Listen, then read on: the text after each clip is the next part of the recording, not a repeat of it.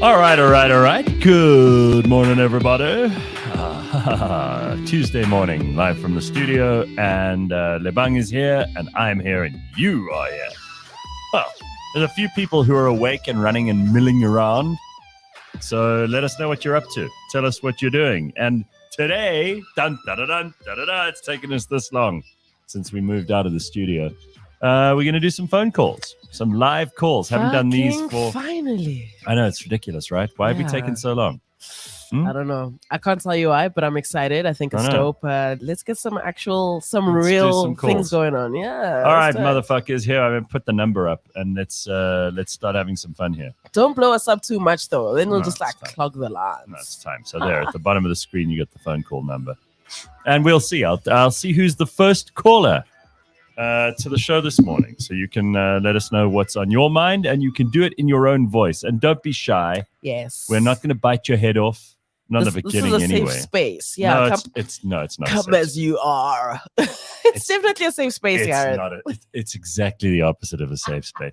In fact, safe spaces are the places you should least want to find yourself.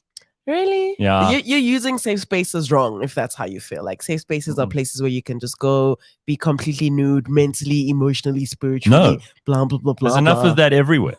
What we need is places where it's dangerous, where you actually...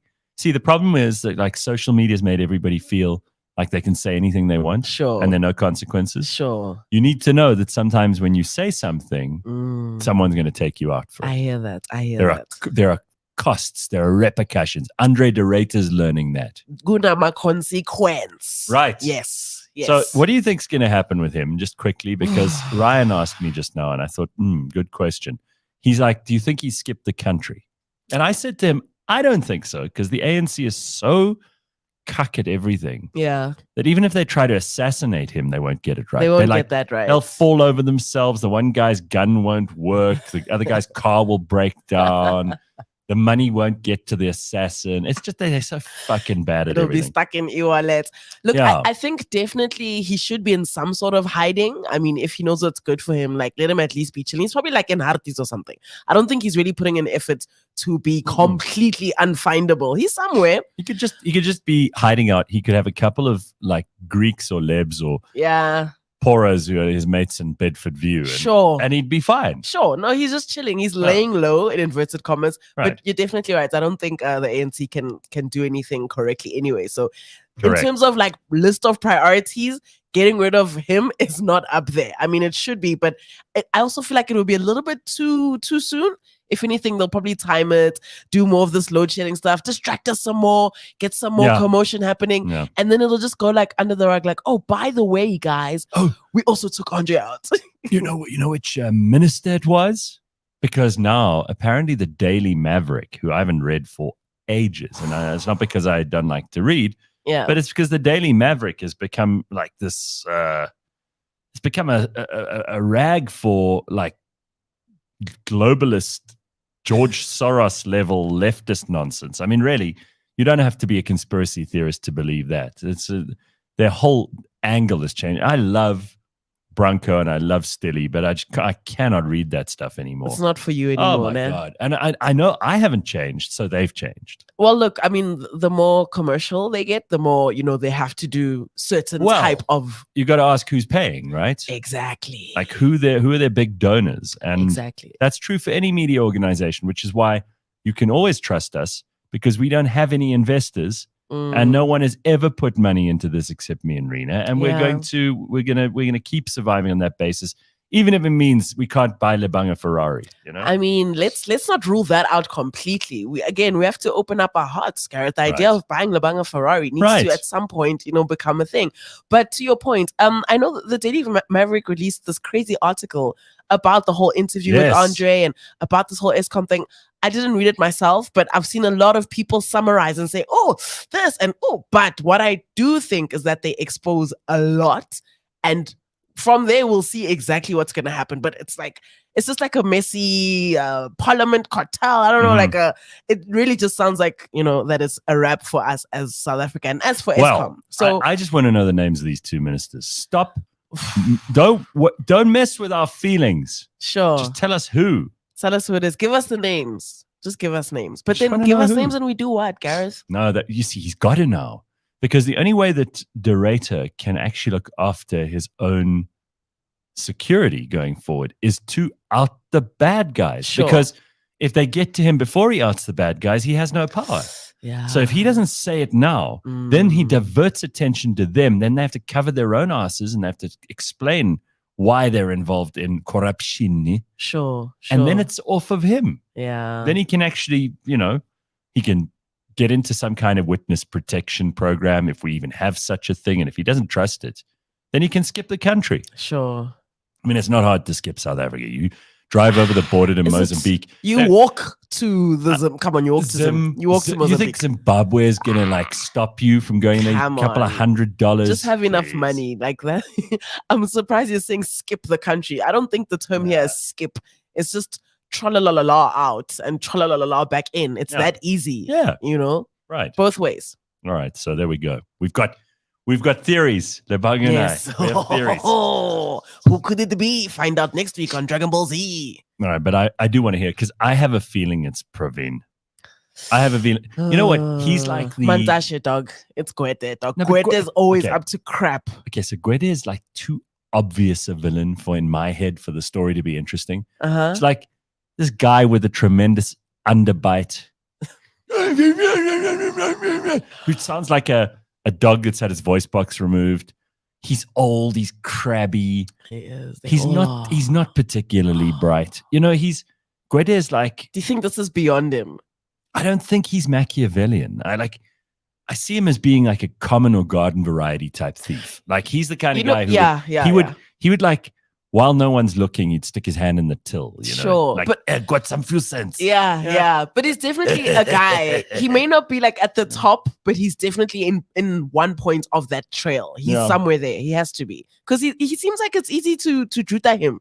You just go to Gwete and you say, "Hey, dog, hold on to the stolen, vehicle for me quickly. I'll be right back," and he'll hold on to it.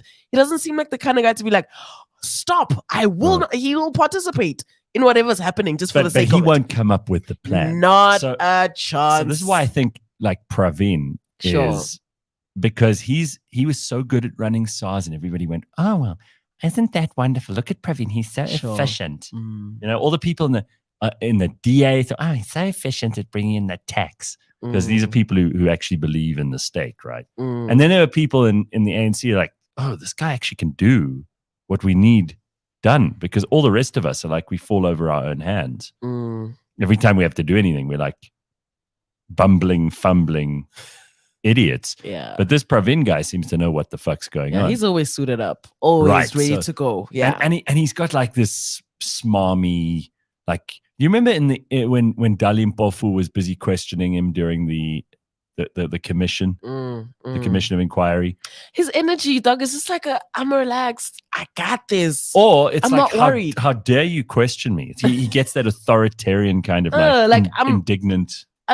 This is a waste of my time. I'm already sorted of the right people. I just think the story would be so much better if it's him, because then there's this crook at the center of it who's been manipulating everything, making it all work for him. And I just think that would be a much better story. Yeah, no, it needs a better ending. I just want to see someone. No, the ending has got to be someone goes to jail, right? Oh, come on. That would be the ending I want. And everybody at Gareth and Lebang lived happily ever after when all the evil guys were put in jail. That's what I want. That's how it must end. You're so hopeful. It's cute. I like that for you. Carl says in the comments, he's leaving for Holland, as far as I know. Who gives a fuck which minister it is? They're all thieves and should all be in jail. Twants, which is a cunt plus a twat. That's a big word. Ooh, heavy. A twant. You twant. But a twant, it sounds much too playful. I'm sorry. Yeah, it needs like a bit of a heaviness to it. Twant, it sounds almost like a nickname for like a throat. Somebody says here, Ricky, the ending will be like if it's Zuma and nobody expected it.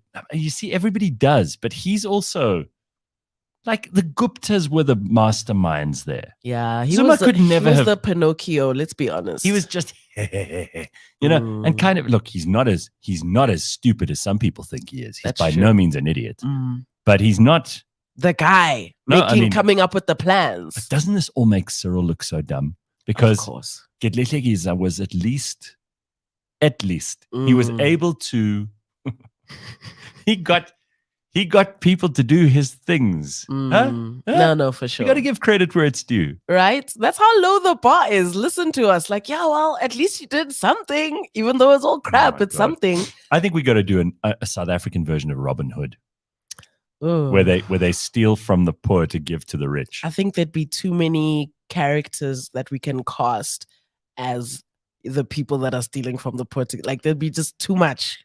It's like the pool is plenty, Gareth. It's plenty. Evil Praveen riding through the glen.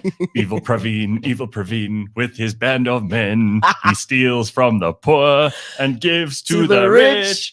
Evil Praveen. Evil Praveen. That's what I'm seeing. Hectic. Let's see. If you're right, we'll pull up that clip on the day and we'll say, look, Gareth predicted this. I watched a video yesterday of the staff here. There's a lot that I don't know about. You have a theory about someone who's using the bathroom. Now, you've decided that single-handedly the one bathroom is a women's bathroom, the other one's a men's bathroom. This is very 1990s gender specific. I mean, I thought we'd moved beyond gender, but obviously Lebang's very old school about this. So she says, this is what I'm just quoting you from the video. Oh my word. You have your suspicions about one of the guys that is using the girls' bathroom, and you have a big problem because this is an old thing, but guys leave the seat up, and you fell in through because you didn't have the seat down. Do you know how uncomfortable it is, Gareth? Is this true, first of all? It's happened once, and since then I'm like, okay, this is very uncomfortable. But sitting on like that little part of it is just, it's shit. Yes, it's absolute shit. It's crap, and I don't think I deserve it. That's it. So who's this person? You got to out with I don't want to expose. You want to know? I don't want to expose him. Has this person left a mess in the toilet? This is where I was going with this, is that there's no toilet etiquette. There's no, let me wipe after I've finished. There's no, let me leave this the way I'd like to find it. It's almost like I'm working with children when it comes to that department, and I'm already shouting in my own house, trying to teach my sons how to do this. I don't want to have to do this in the office. That's really the only reason why I made that such a hoo-ha. It's cock. People just peeing all over the seat and everything. It's just nasty. Like, grow up. You're an adult. Pee like one. Is this something I should be asking? I don't know. What do you tell your sons? I just have to, I teach them, if you want to go into the toilet and find it in a certain way, that's the way you need to leave it. It's just reiterating these things that we should know. Wipe when you're finished. Put the seat down, especially because I've got 3 daughters. So when the one who just finished potty training gets onto the seat, she literally goes, she'll fall in. She gets swallowed in her tiny little body. And that's embarrassing as a child. Imagine being swallowed into the toilet. Of all things to want to do on a Tuesday morning, it's get swallowed in by a toilet. Look, it's just common decency. And you're absolutely right. These are very archaic methods. But when you see the people that you are working with and you said, okay, cool, this is where we're not that strong, you got to do what you got to do to get them there. Right. Well, there's a big mystery about who this person might be, but Lebang has her suspicions. Oh, no, I do. And then there was something else in that video, which I've forgotten about now. But there's always stuff going on here. Yeah. So if you want to figure out what's really happening, you just got to follow us on the Instagram. By the way, speaking of the Instagram, it was the Instagram yesterday because Unati, we're going live. Yeah. We're going live with that conversation I had with Unati. I think it's tomorrow? Tomorrow we release. Yeah. Did she drop some bombs? Now okay, you were there. You give your side of this. I don't want to. By the way, when we're done with this Unati plug, then we want to take your phone calls. Here's the number. It's on the screen. 0832955769. We've got a whole new number. We take your calls live. I don't want to do this just reading comments thing anymore. It's much better to hear the voices. So there it is. The number's on the screen if you're on the YouTube. Come in, join us. We'll see who the first caller is this morning. Yes, call us. You have to 083-295-5769. All right, but tell us about Unati from your point of view. Sure, I don't want to give away too much, but I've always, viewed Unati as just a very open book, and she's always been very, this is my life, this is me. Yeah. But over the years, it's almost as though people have tried to silence her, and people have tried to almost dictate what she can and can't say. And seeing her in conversation live and really just own her story in, that way, she was just being so raw. I felt like she was talking just to me, but she wasn't. I mean, you were there interviewing her. There was a crowd, blah, blah, blah. But I really just felt like I was in a room, just me and her, speaking about a range of things that I didn't think I would relate to on such a level. I mean, just for example, you asked her, obviously, like, how's it going in the LOVE space? And she told you straight up that, I'm tired of, dating. She doesn't want to date. She doesn't want to date. Not only does she not want to date, but she doesn't want to date boys who are shaped as men because they're all pretty much broken and still need raising on their own. And as a black South African woman, I'm like, bruh. No, you went, you were like making noises from the crowd. Because I was just like, girl, I thought I was like, these are things that so many of us are experiencing. And then at some point she's talking about her children. At some point she's talking about her divorce. It was just litmus. It was lit is the point. And then she just gave us some gems about how you guys used to do idols and stuff. I was like, you know what? Like, you have to listen to this thing. You have to watch this conversation. And I know her bombshells, 2 bombshells. Too many. She's suing her former employer, which you got to hear all about. Yep. And she doesn't hold back on that story. Yep. And she'll tell you the true story of what happened with her and Somizi, which is also something everybody wants to know about. Sure. She hasn't spoken publicly about any of this. So she drops a couple of bombs. And listen, even if you don't really care about Unati's story, you got to love this woman. She's just got such a lovely way about her.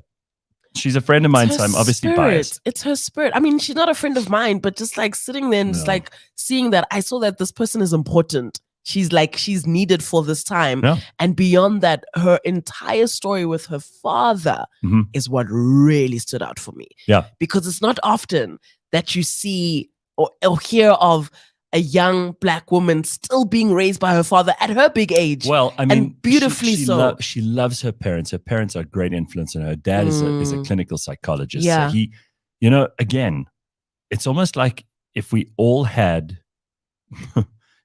a bit of therapy in our lives. Exactly. And of course, if you grow up with a father who's a clinical, psychologist, you have that. Yeah, you will. And if we all had that, I think we'd just be so much healthier and more mentally 100% sorted out. 100%. All right, let's do this. Let's take some phone calls. So what you have to do is you just call us. And don't be shy. We haven't done this for a while. I promise I will be nice. 083-295-5769. Okay? I made sure there was a 69 at the end of the number. Of course. You single-handedly requested that. I am so childish that is all I wanted. So then send me your calls right now. Call me. I didn't get this number for my health. Let's try it out. Let's see what you got. We want to take some phone calls and we take them live. There's no messing around. Sure. I want to see what you have to say. Don't be afraid. If you're willing to join in the comments section, you should be willing to come on the show. Why the hell not? Exactly. Let's get in there. 083-295-5769. Let's take these phone calls and let's see what you got on your mind this morning. A couple other things that Lebang wants to talk about, though, while we're waiting for the calls. Is 100 Rand, this is a serious question for you. Yes, it is. I love the way you come here with your social problems and then we all have to You guys are my therapy. You need to understand. I need this because I can't afford actual therapy, so this is good for me. Is 100 Rand, you go ask a question. Oh, here, wait. Let's do a call first. Ask the question on the call. We'll do a call first. All right. Hey, morning. Wait a second. Here we go. Yeah, what's up? Hello. Hey. Who's this? Hey, it's Mapelo. How are you guys? Mapelo's from the comment section. You see, he's brave enough. So, Mapelo, you have the distinction of being our first live caller. Woo woo! Yes, baby. All right. So, I want everybody to save the number 0832955769. Put in your phone, and this is going to be our primary form of communication from now on. I'm not going to turn my back on the comments section, but it feels very like internet circa 2010. Like I'd rather do calls. This is cool. And I know millennials and Gen Z. Hold on, Mapello. It's still my show, right? I know millennials and Gen Z. You guys don't like to pick up the phone and talk. It's it provokes too much anxiety. But I mean, this is still the way people have to communicate. So get on your phones and do this. All right. So, Mapello, is 100 rands too much to ask, for people to contribute towards a braai? Now, please answer honestly. Not at all. That's what we do. We contribute 100 rands with my friends. Exactly. It's not too much. I work with cheapskates. Hold on a second. So this means a braai, that can be expensive. Sure. And if you go to a restaurant, you order some meat, whatever kind, it's going to cost you more than 100 rand. Yes. And think about it. It's the meat, it's the salad, it's the drink, it's the whole it's a full meal, essentially. So I sent an email to the staff yesterday saying, hi, everyone, let's do a braai. Everybody put in $100. The responses, shame. Oh, shame. I was told, are we going to get caviar with this braai? Does it come with lobster? I'm like, how? What do you mean, guys? No, I realized that 100 rand. Dude, that's it. Anyway. We have this beautiful place. You got this pool. I mean, really. Yeah, Mapello? I was going to say, if you're going to bring a plus one, we say contribute 250. Exactly. You see, we need to put that as a TNC at the bottom, because if you're going to bring a whole extra human, that must be fed. Yes, that's another 100 rand. Yeah, no. Who is so rich in South Africa in 2023 that they can afford to just put on the whole spread for everybody? Exactly. If you wanna eat, you must just put in your money. In fact, Mapello, you must come to the braai. You must show them how a braai is done. Yeah. Absolutely. I'll try that. Vyasan says chicken has gone up 65 to 70 rand a kilogram. So that's for chicken, let alone the red meat, the real nyama. Yeah, no, that's hectic. Right. Well, Mapello, you have the distinction of being not only the first caller, but not being a cheapskate, and you're prepared to put $100 into a braai. I'll put it 200 in fact. Oh, you're definitely invited now. Look, we're sending you the location. Stay on the line, please. No, Lebang's seeing profits now. She's like, okay, we have to charge more. All right. Thank you, dude. Good. Have a good one. Thank you. There's our first call. Our first call for I mean, how long has it been since I've taken live calls? I know, right? This is nice. This is good. Yeah. Also, there's something about like you could have a conversation with someone, which you can't do in the comments. Yeah. Listen. Oh, here we go. Another one. There we go. Good morning. Hello. You are on the air. Good morning. It's Algier. Hey, what's happening? I was just thinking, I'll put down 100 times, $100 for my ticket. I just need the app banking, whatever, then I'll come to your braai. We e-wallet. Is cheaper than eating by myself.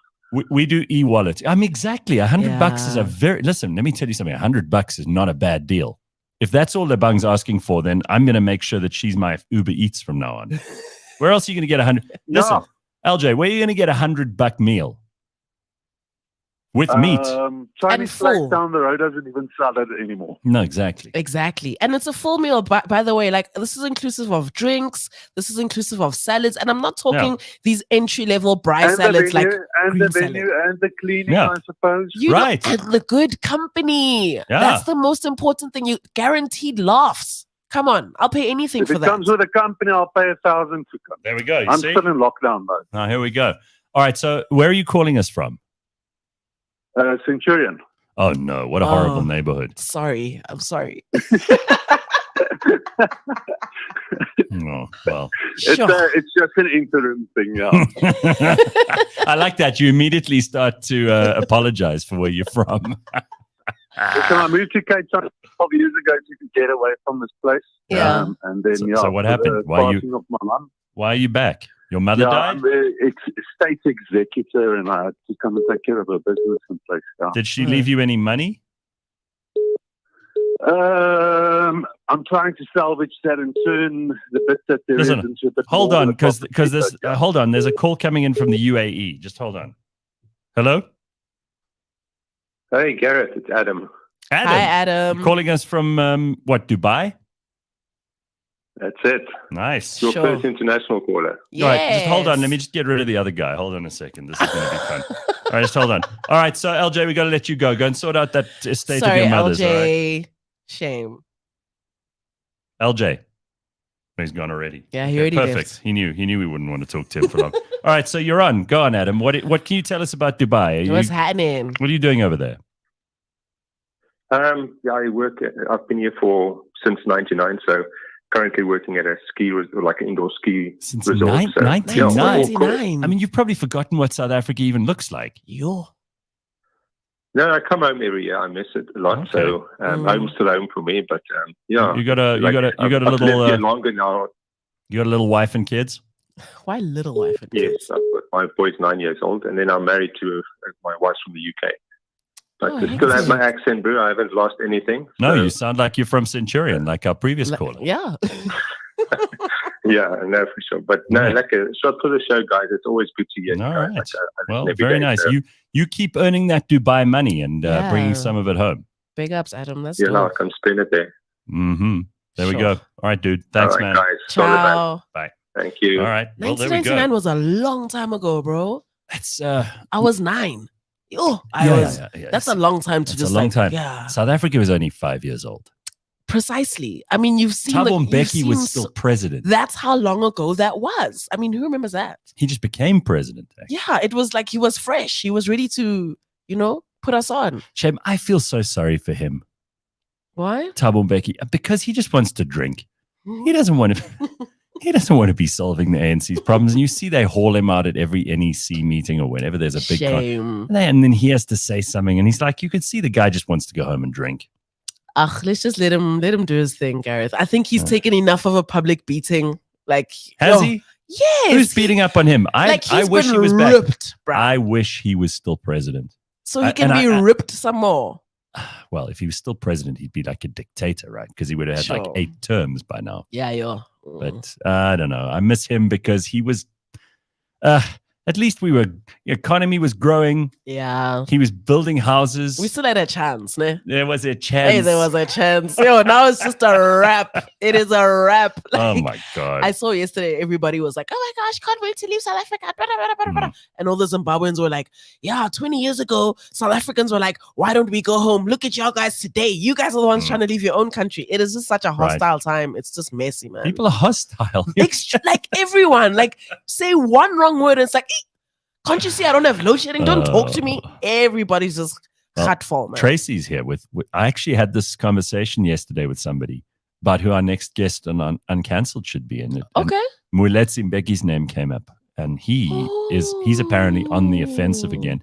He's talking, according to Tracy. We need to get him on the show again. Well, maybe we'll record a special with him. I think that would be fascinating. And we wouldn't just talk politics because the guy's actually, I mean, he's Governor Mbeki and Epinet's other son. Sure. His brother was the prez. They've never really got along. He's got stories. I feel like it'll kind of always go to politics. Like you don't want to rather, have him as Gareth's guest rather. But like, All right. See how there goes that idea. Throw that in the trash can and set it on fire. Flush that. Here I'm trying to be creative. No, look, there's a line. There's a line. Look, these phone calls are fun, dude. I know, I like it. Centurion, Dubai. We can we globe trotting. Yeah, look, I wasn't ready for that. I don't know why more people don't just phone and get it out of the way. These voice notes that are longer than if you send me a voice note that's longer than 30 seconds. I'm guilty. I sent Drina like a 6-minute voice note yesterday, and she was like, Lebang, please leave the podcast. I don't like to laugh with Lebang. Here's the thing, Gareth. I think where voice notes come in is generally for people that maybe don't vibe with the phone call thing anymore. Number one, like how often do we just have airtime versus how often we're always connected to the Wi-Fi where we can always chat to people on WhatsApp, therefore either WhatsApp call or just simply send a voice note. Who really just has airtime anymore? I mean, to make a phone call, first you need to ask, hi, can I call you? People have become very like iffy about that. A phone call is almost equivalent to a video call in this day and age. You can't just call me. No, okay, I'm with you over there. You have to ask, like, hey, is this a good time? There's always a time to leave a voice note. If you're driving, cool. Sure. You can do that. Sure. I don't mind. If you're driving your car and you need to call, that's fine. Voice note. Yeah. But no longer than like 30 seconds, please. Nope. We don't need that. I sent I think an 11-minute one last week to my son's teacher. What's up? Morning, Gareth. Morning, everyone. It's Rebellious Ruth. Morning. Hey, what's happening? I knew you couldn't wait to get on the line. Yeah, no, always, you know me. So talking about the phone call thing, right? Yeah. So I find like text messages. So many people not many people, but I've had like issues where you communicate with text and people misunderstand your tone. Sure. Or they take offense, or there's some bullshit that they just don't seem to get your meaning, So yeah, I'm still old school. Phone calls. It's miscommunication, and it does happen, Ruth. Like if you're just saying, please get the food in a text, people really misunderstand things more than you want to know, and you see things the way you want to see. So if you're in a fight with that person, you'll be like, oh, they're shouting at me. What if they just like being like, hey, please, can you go get the food? I reckon 100%. Ruth, I reckon the most important thing is that if there's a misunderstanding, you pick up the phone. Because there's nothing worse. I mean, listen, I was talking to this friend of mine the other day. She's just broken up with her boyfriend. And she sent him this long ass voice note. And then, I mean, I just think that's such a bad idea, especially if you're the girl sending it to the guy. He's not going to listen to that. Oh, he'll listen. You think so? He'll listen. If anything, you're doing it just so that you don't get his immediate response. Like if she had called and said, hey, dude, what if he would like butt in on what she's trying to say and not let her finish her sentence? Sometimes you just, just stating your piece and then let that be that. Do with that information what you will. Bad idea. No, but not like a minute, like not longer than a minute.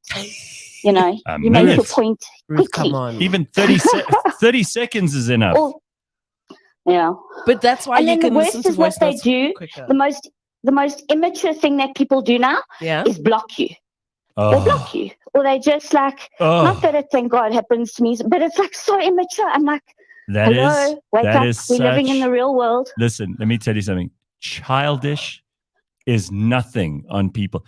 People who block other people, it's just it's so pathetic. Guys, I hate those people. 100%. No, Gareth, I hate those people. Ruth, Gareth, I need to decline, guys. I have single-handedly blocked a number of people because some people are just toxic.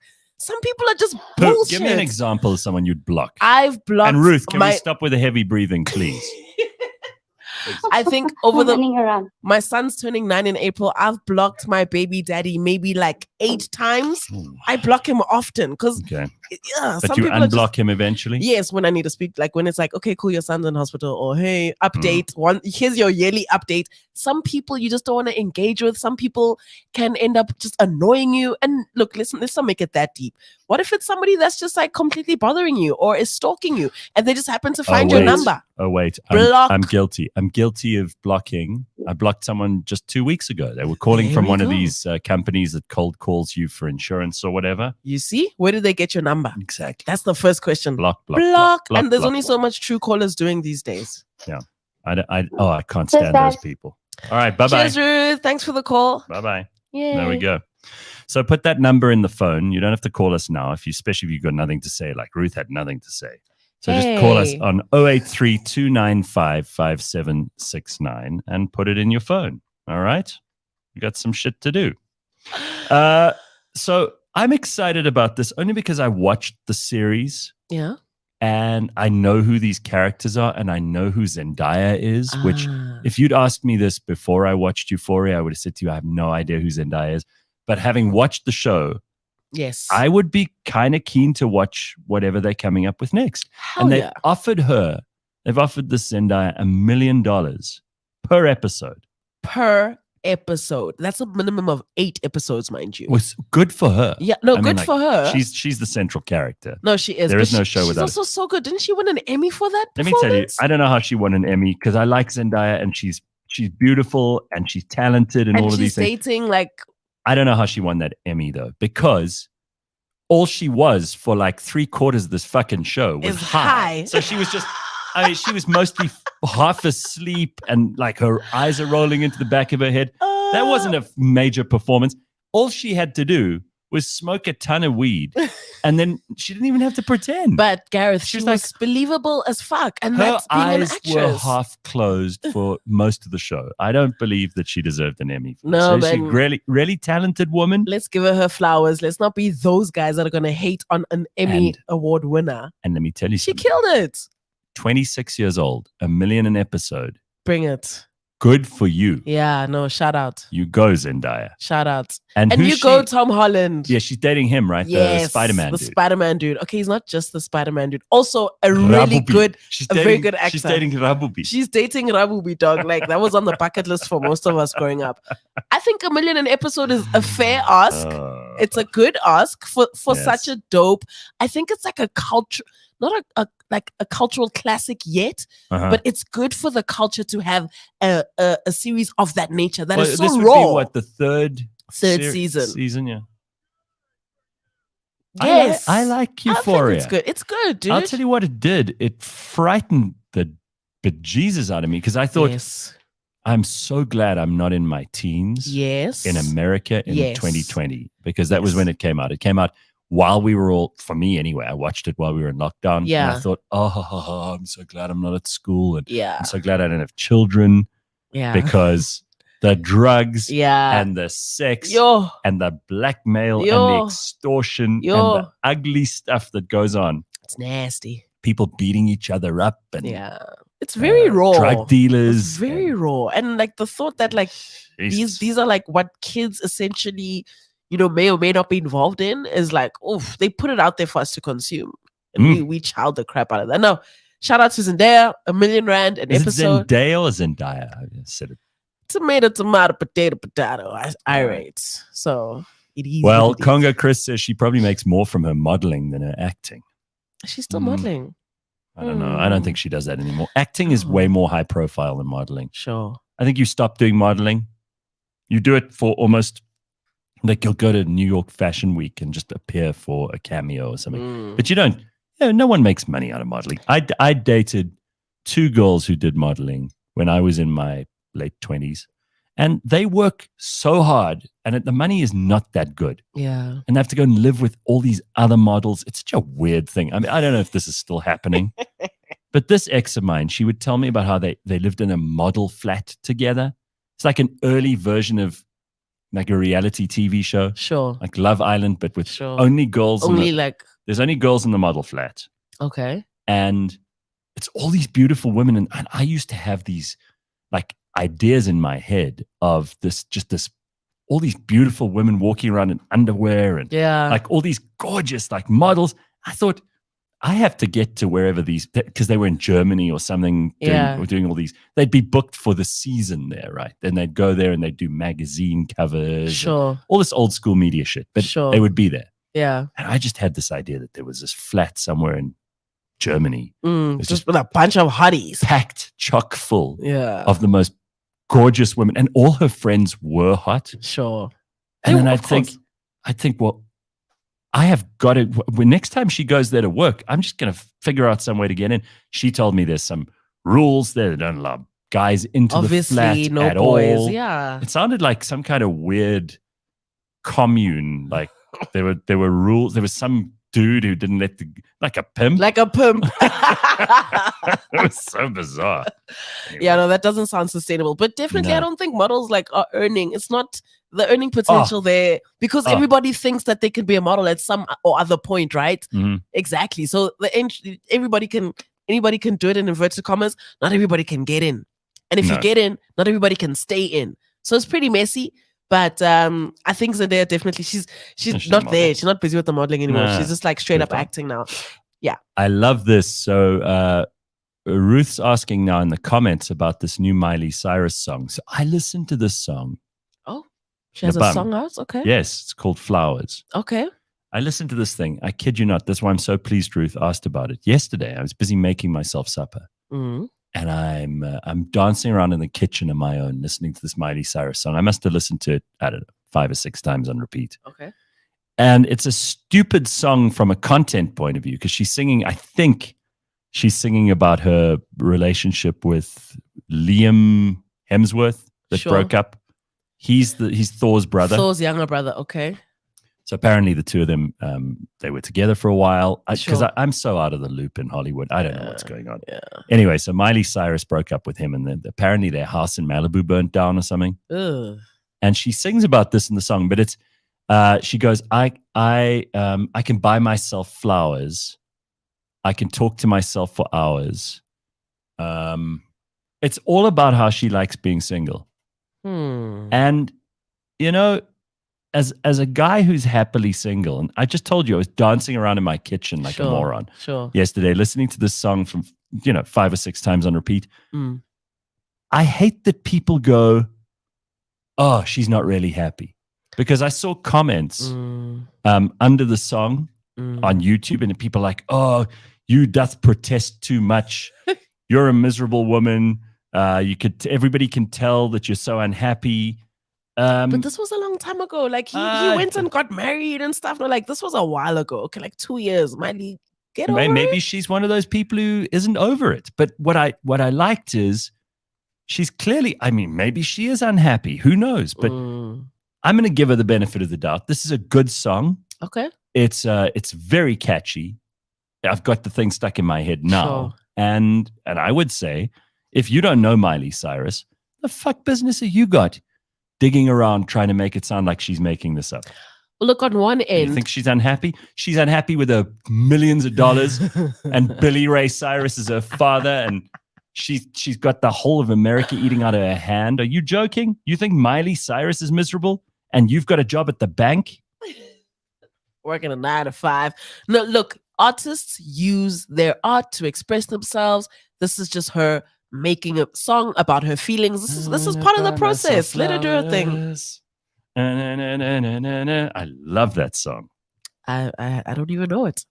And I'm okay with that. You're missing out. I'm fine. Trust me, I'm okay. You go after the show, you're going to listen to it. Okay, I'll just listen to it because, if I play even conversation. If I play a piece of it now, you know what's going to happen. YouTube, no, don't do it. Don't play it. Like South Africa's been grey listed by, the IMF or whatever it is. We'll be grey listed because of stupid YouTube and their rules. Oh, that is so upsetting.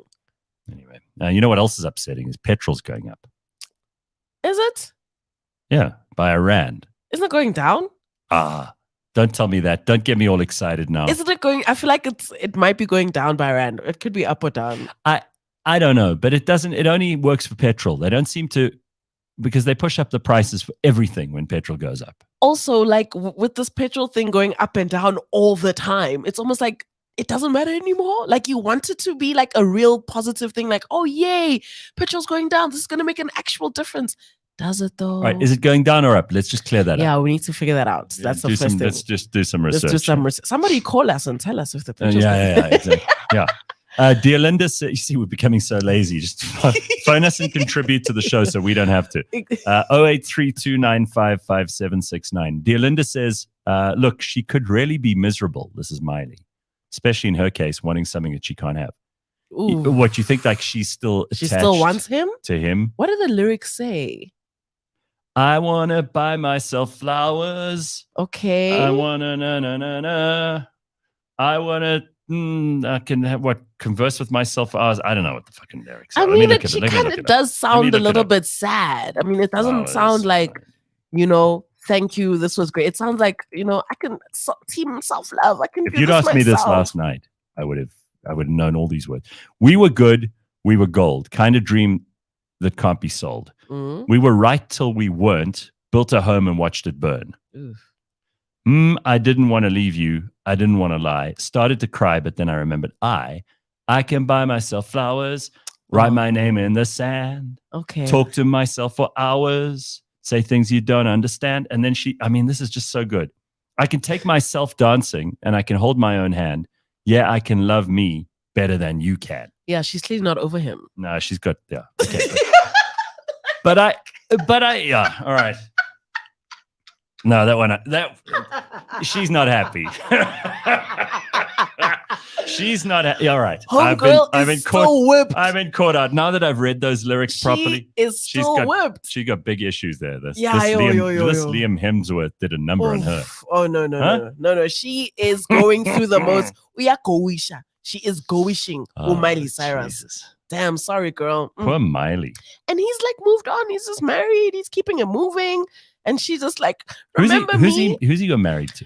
He's married to a new lady. Please tell me it's some nobody.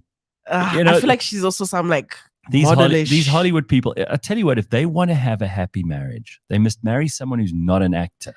Yes, they should, but they never do they? No. Like they never do. They always want to marry somebody like in their caliber or somebody that understands the industry so that they know what's going on. It'd be like that. Carl says, Gareth, this is the first Miley song I've ever liked. Please don't sing it and ruin it for us.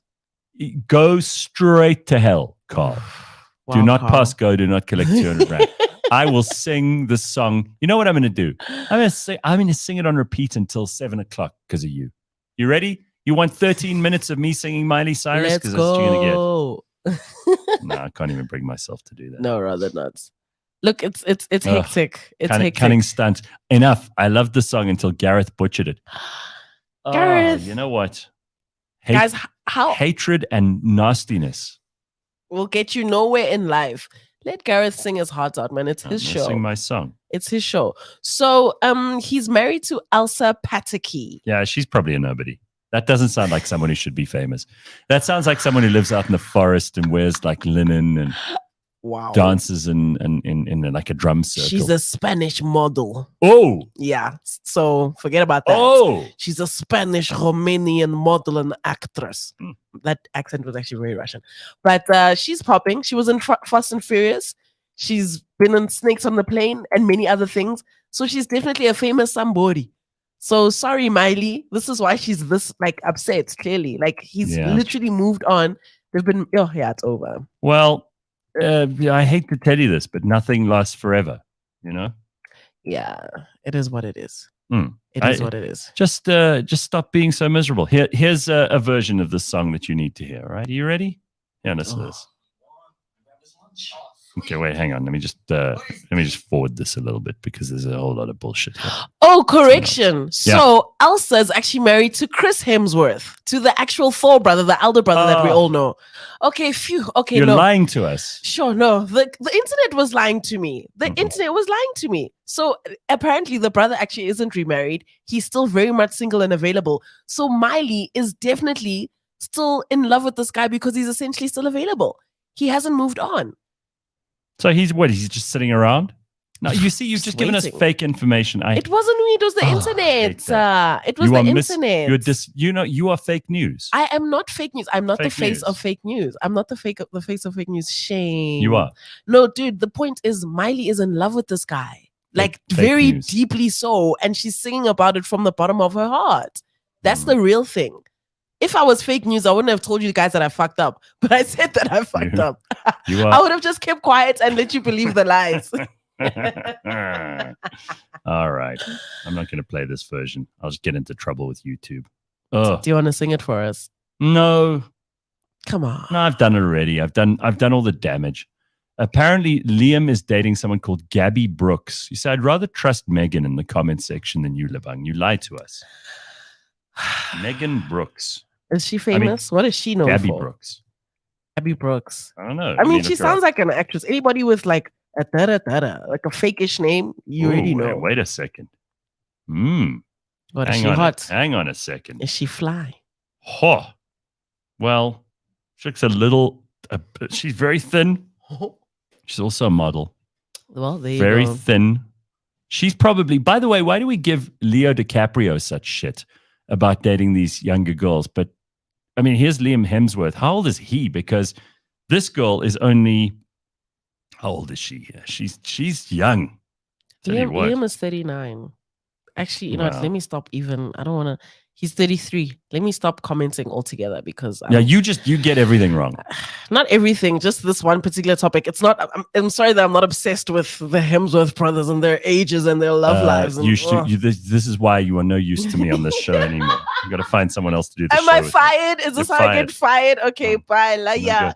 If I need to know about Gabriella Brooks, you better be ready to help. You know who you holler at? You holler at me if you need to know about the Backstreet Boys concert. That's who you holler at. I'm your girl. All right, hang on. I'm your girl. You did tell us about this. Now, yes. My friend, the same one who messaged me that I read on the air the other day, she said, we've got to go and see this concert. Yeah. So she's now insistent towards the end of next week, of last week. She goes, we've got to get these tickets. Okay. So I said, all right, I'll go with you to the Backstreet Boys. She goes, okay, I'm going to get tickets. So she tries to go online. Gone. All sold out. She couldn't even... The site kicked her out. Yeah. She said that there's nothing available. Now, I don't know a lot of artists who could sell out, but this is a very sad state of affairs in South Africa. Like, we have no entertainment and people they're desperate to listen to a band from the 90s. Or these guys are massively popular and I underestimated it.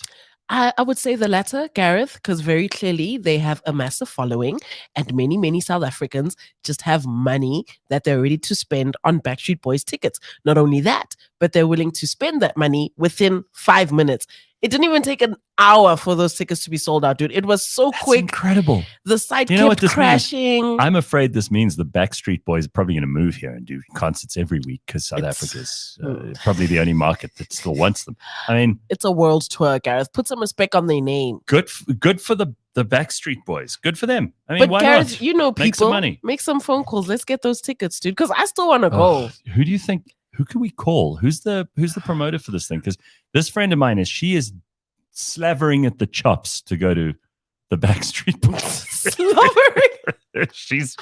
She has. I mean, I'll tell you what. She would rather see the Backstreet Boys than. Let me think of someone who's really good. Miley Cyrus. Tina Turner. Okay, so she really, really wants to go. It's big concerts. Oh, okay. Make a phone call. Got to talk to them. Gareth. I'll have to talk to them. Yeah. All right. Look at this. I know sold out. I know someone there. Cape Town sold out. Grand Arena, Cape Town sold out. So where are we going to... Tuesday, the Wednesday, Pretoria sold out. Friday, Saturday. God. Like, we're screwed. All sold out. Well, according to Sean, people buy tickets so that they can sell them at stupid prices. That's also true. Are people still doing fake tickets? Remember the days when you go to concerts and there'd be those guys on the outside busy saying, here, complete ticket, here. But you know it's fake, but you'll cop it. Mm-hmm. I wonder if that's still a thing. I just can't believe that they sold out in an hour. I'm genuinely surprised. I didn't know, first of all, that South Africans had money to spend on stupid shit like this. Yeah. And second of all, that it would be of all bands. Yep. And half these Backstreet Boys are on their knee replacements and hip replacements. And I mean, they can't, these guys don't know what they're up to anymore. Well, can they dance? Well, I think so. I think they still got it. To be honest, I think they still got it. They wouldn't be. Yes, they wouldn't be doing a whole world tour if they were breaking. But what surprised me, do you remember when Kevin Hart was here a few weeks ago? Dog, those tickets were like 17 grand. Yeah, they sold out. Kevin Hart's not. He's not a relic from the 90s. I mean, Kevin Hart's still making movies. I'm speaking to the fact that South Africans just have money to do stuff. Dog, who just has 17 grand lying around in the middle of the month to buy a Kevin Hart ticket? Clearly, a lot of y'all. Clearly, a lot of people. I was just like, okay, cool. So we lying. I'm going to give you credit. You did tell us. You said that they would sell out. You said we've got to go. Yes, I made fun of you. You did. I poo-pooed your suggestion. So can I be hired again for the show? Have I redeemed myself? Yeah, you've got rid of the fake news reputation of mixing up Chris and Liam Hemsworth. I mean, that happens. I'm sure that happens. I wouldn't know which. If one of those Hemsworths walked in here, I wouldn't know which one it was. Dude, how do you tell them apart? They're both ridiculously hot, but how I tell them apart is like one is a slightly older looking hot. Like the other one you can see is OG. The other one is it's like fresh, crisp, just out the oven. That's how I tell them apart. Like I can see, but they can both get it. Definitely.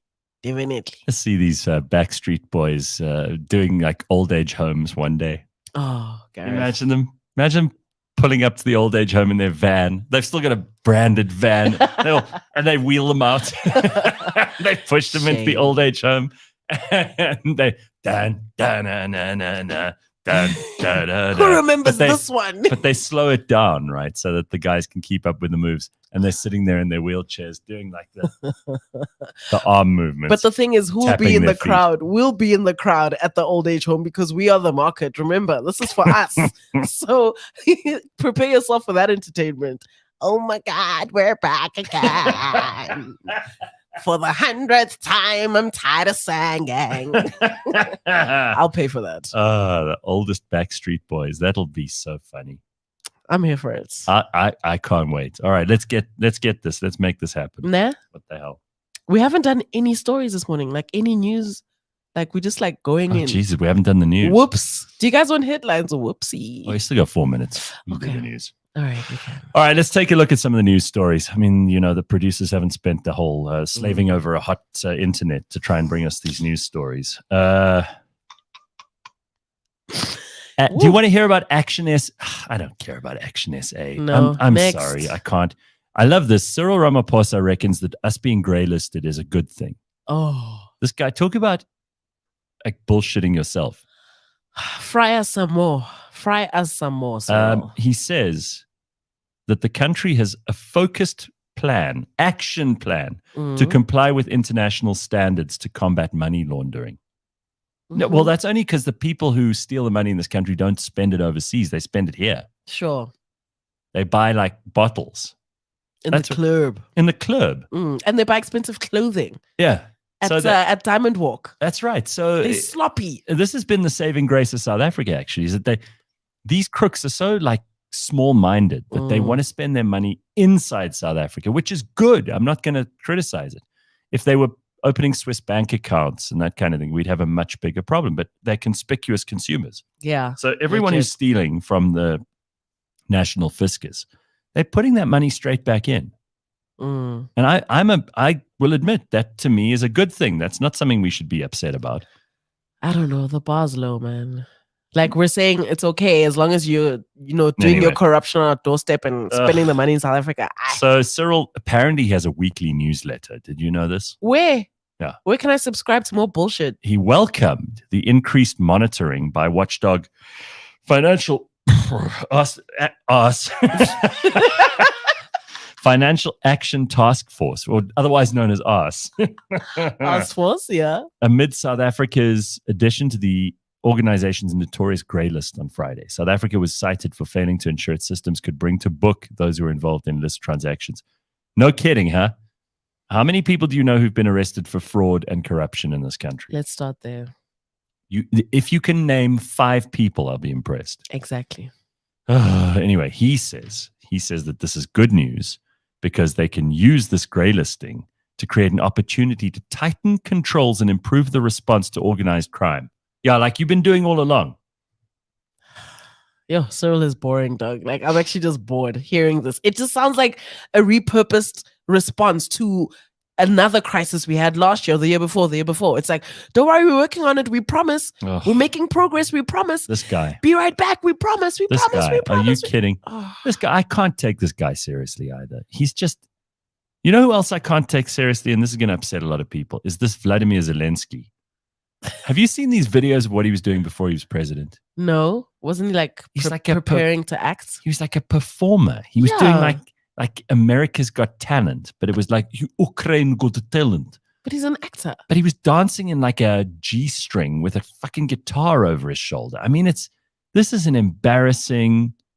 This guy is a joke. I don't know why everyone in the world is suddenly taking him super seriously, like he's some kind of hero. Like, I feel like we should know by now that man was pretty much hired and cast in this role of president. Cast. That's all that's happening. And let me tell you, the Ukraine is a very, very corrupt place. And every government there, including Zelensky's, is corrupt as hell. And America sending all this money over there it's not going to make Americans like the Ukraine anymore. I'll tell you something. There are a lot of angry Americans who are looking at this going, well, why is our country such a disaster? Yeah. And the Ukraine is getting this money. There are billions and billions of dollars. No ways. It's ridiculous. And Congo Chris says, and I believe this is true, he used to play the piano with his penis. Things we wouldn't pay to see. Tickets that won't get sold out. No, I mean, Ew. No one wants to see a Volodymyr Zelensky with his dick on the piano. Please, do me a favor. Put this is that dick away. But these people are taking him so seriously, and he like did these terrible songs. If you go on the internet and you look up some of these songs of Vladimir Zelensky's, you will be horrified that this man is now supposedly someone we must take seriously. Now, all of a Sunday, you know what you're doing. If you've been no, respect us. It's nonsense. Didn't he win some? Was it a Grammy or one of those things? Those shiny. Here we go. Listen to this. Slippery Pickle says Ukraine is ranked as more corrupt than South Africa. Yes. Let that sink in. It's over. It's over, right? Why do I kind of feel good hearing that? Like when it's not just us. Like, sure, it's obviously horrible, but phew, it's not just us. Like, I think we've got a way to go. If we could get billions out of the US, then we would truly know we were masters of corruption. Yeah, no, for sure. I mean, we did get that little down payment on renewable energy, which we're obviously going to steal. I say we won't like get as any. If you're going to get anything. Please, we're not going to get any. We as in Southie, the government. The government. All right. Well, we got to take a break. It's 7:00. When we come back, we're going to do some more of these calls, which I love. We're just getting going. So today we're going to do a few calls. But otherwise, that number is available to you. You can call us 0832955769 and we'll come right back. We'll hit this while we're running and we want to hear from you. So give us a shout. Let us know what you're up to and blah, blah, blah.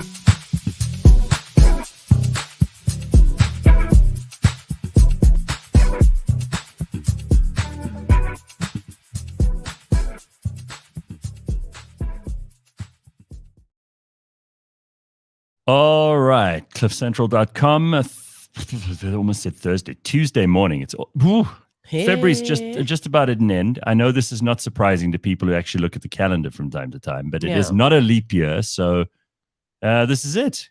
Tomorrow's March. Yay! Finally. For whatever reason, February also felt long. I'm glad we're finally in March. Tomorrow will be in April. Next week it'll be May. Like the year. Oh God! Don't say this. I gotta tell it like it is, Gareth. I gotta tell it like it is. No. Just enjoy it. No. Buy yourself flowers. Okay. Yeah, buy yourself. I played the Miley Cyrus song to Lebang during the break, and nice. She loves it. I mean, I like it. Oh, you don't love it? It's nice. I don't love it. Like, oh my God, but it's very dope. It's an easy listen. It's got a nice bop to it. I get it. I get the hype. Yes. It's fantastic. I don't know what your problem is. Nah, it's good. It's dope. All right. It's dope. It's just so sad. They found $300 million of cocaine in an Ecuadorian banana shipment. Where? And they put this, I've got to show you this picture because they spread it all out on the ground to show how much cocaine that is. You know, I'm in the wrong business because one cocaine shipment like this, you would be sorted $330 million, they say. But at what cost? What's the real cost? What cost? Like what? Your life? What? I mean, well, they caught this guy's an idiot. A banana shipment. But I mean, you could probably do better than this. I don't know. I think that, listen, if I could go back, I would have done two things. I would A, started a religion. Okay. A church. At least a church, right? You at least start a church. Sure. And B, I would be selling drugs. If you put me back in my 20s, those are the two things I would do. Mess around with this stupid radio thing. Are you actually for picture. real? Here is a picture. They've spread it out. Now, they've made a bunch of squares out of these blocks of cocaine, right? And each square is the size of 2 cars. And there are, let me just see, on the screen, 1, 2, 3, 4, 5. 10, 15, 20, 25, there's 30, around 40, 45? About 40 squares. Yo, that's a lot of cocaine. A huge amount of cocaine. And I would say that this is hard to disguise. Where's this it is going? Not the stuff that this is not like you can't hide this up your asshole. No, I mean, how many assholes would you need? You need a lot. A lot. And I can smell that from here. Where did they find this, Gareth? Like Ecuador. Damn. Yeah. Sure. Maybe we are in the wrong business, eh? I'm telling you. So they found this stuff. 8.8 tons of it. Didn't they just find another one in Durban like 2 weeks ago? What is going on? They're busting all the coke dealers. They are. So sorry to... Ecuador is the world's largest banana exporting country. Did you know that? I did not. Smugglers often try to hide their illegal consignments among the bananas, which is shipped from Guayaquil to destinations all over the globe. The latest haul was found inside a container full of banana cases destined for Belgium. Ooh. Again. What's going on? There's huge demand in Belgium for cocaine, so let them have it. I don't understand why this stuff is illegal. This is a pandemic. Let me tell you something. I mean, it also could ruin your life if you have an addictive personality, Gareth. But if you don't get cocaine, something else will. Sure, but cocaine can't be the girl. It's too common now. I'll be honest. I'm speaking up finally. I don't like how common cocaine. People now, it's like when people, we smoke, we say, Scaife, do you have a cigarette? That's how common cocaine is now. Like, hey, do you want to do a line there quickly in the bathroom? But it's too common. Keep that shit away from me. I'm not interested. If you're doing it and you are managing, do your thing. But let's not promote it either. Let's not encourage, because people have addictive personalities. No one's promoting. This is illegal in Belgium. You're saying you're wondering why it's illegal. They're still trying to get 8 tons of it in because there's such demand. No, I'm not saying anything about prevention. I'm not saying anything about the law. I know what that is. Sure. But despite all of that, there is still a demand for 8 tons of this shit in one shipment. And this is the one they caught. The one. How many do you think there are?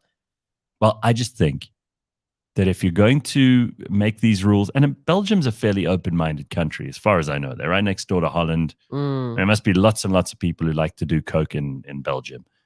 And evidently, you can't do anything about it. So you don't need to go far, dude. It's happening right on our doorsteps. It's like it's the new in fashion thing.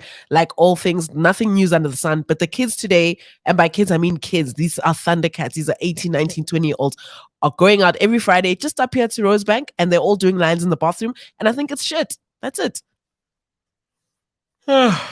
Give these people the cocaine they want. The views of the Gareth Cliff Show are not the views of all the hosts. On give them what they want. I don't understand. You think these people, you think they're not going to get it from somewhere else? They'll obviously get it. They'll get it. It's that the black market exists for that. It's so dumb. All these people trying to control things. Just, I'm not gonna suddenly become interested in cocaine. I don't know if Lebang's gonna do it, but if you want it, I say have it. I say don't have it. There's a reason why you haven't. And chances are, if you have an addictive personality or you're competing or comparing yourself to the people around you that are consuming it, you'll think, oh, this looks easy. Let me just schnoff a line there. And then in 3 years' time, you've lost your whole household. Sorry, you're still paying. You're still paying for it. And a lot of people who are doing this stuff, they claim that they can function normally. Operative word.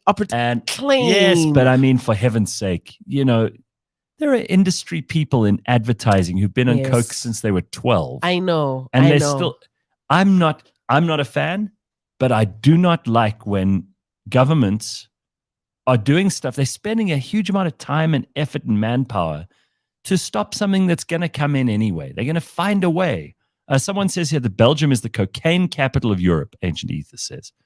Also, bananas are a great way to smuggle drugs because they're perishable. They've got to get pushed through customs quickly to avoid the bananas going off. Sure. And then Congo Chris is kind of making my point. Portugal's a good model for decriminalization. Instead of spending the money on policing, you spend that money on recovery programs and rehab. Don't do drugs, kids. The end. Well, yeah, but I mean, for these people who, do you think that this 8 tons of cocaine, you think this is going to people who are not yet already taking? These are people who are already taking. There's a massive demand. No, there is a demand. But if it doesn't mean that we need to, put our energy in just supplying. Because the thing is, Gareth will spend too much time focusing on the people that essentially can't handle this but think they can. But Lebang, to your point, we have the same problem with alcohol, and we're not banning that. I mean, we tried. If they tried to ban that. We tried it during lockdown. Do you remember what South Africa did when we told them they couldn't drink? Look, we're such a special country. Like, we are in the top 10 drinkers of the world, surely. Like, drinking is just, it's like second nature to us as a country. I just, as a country.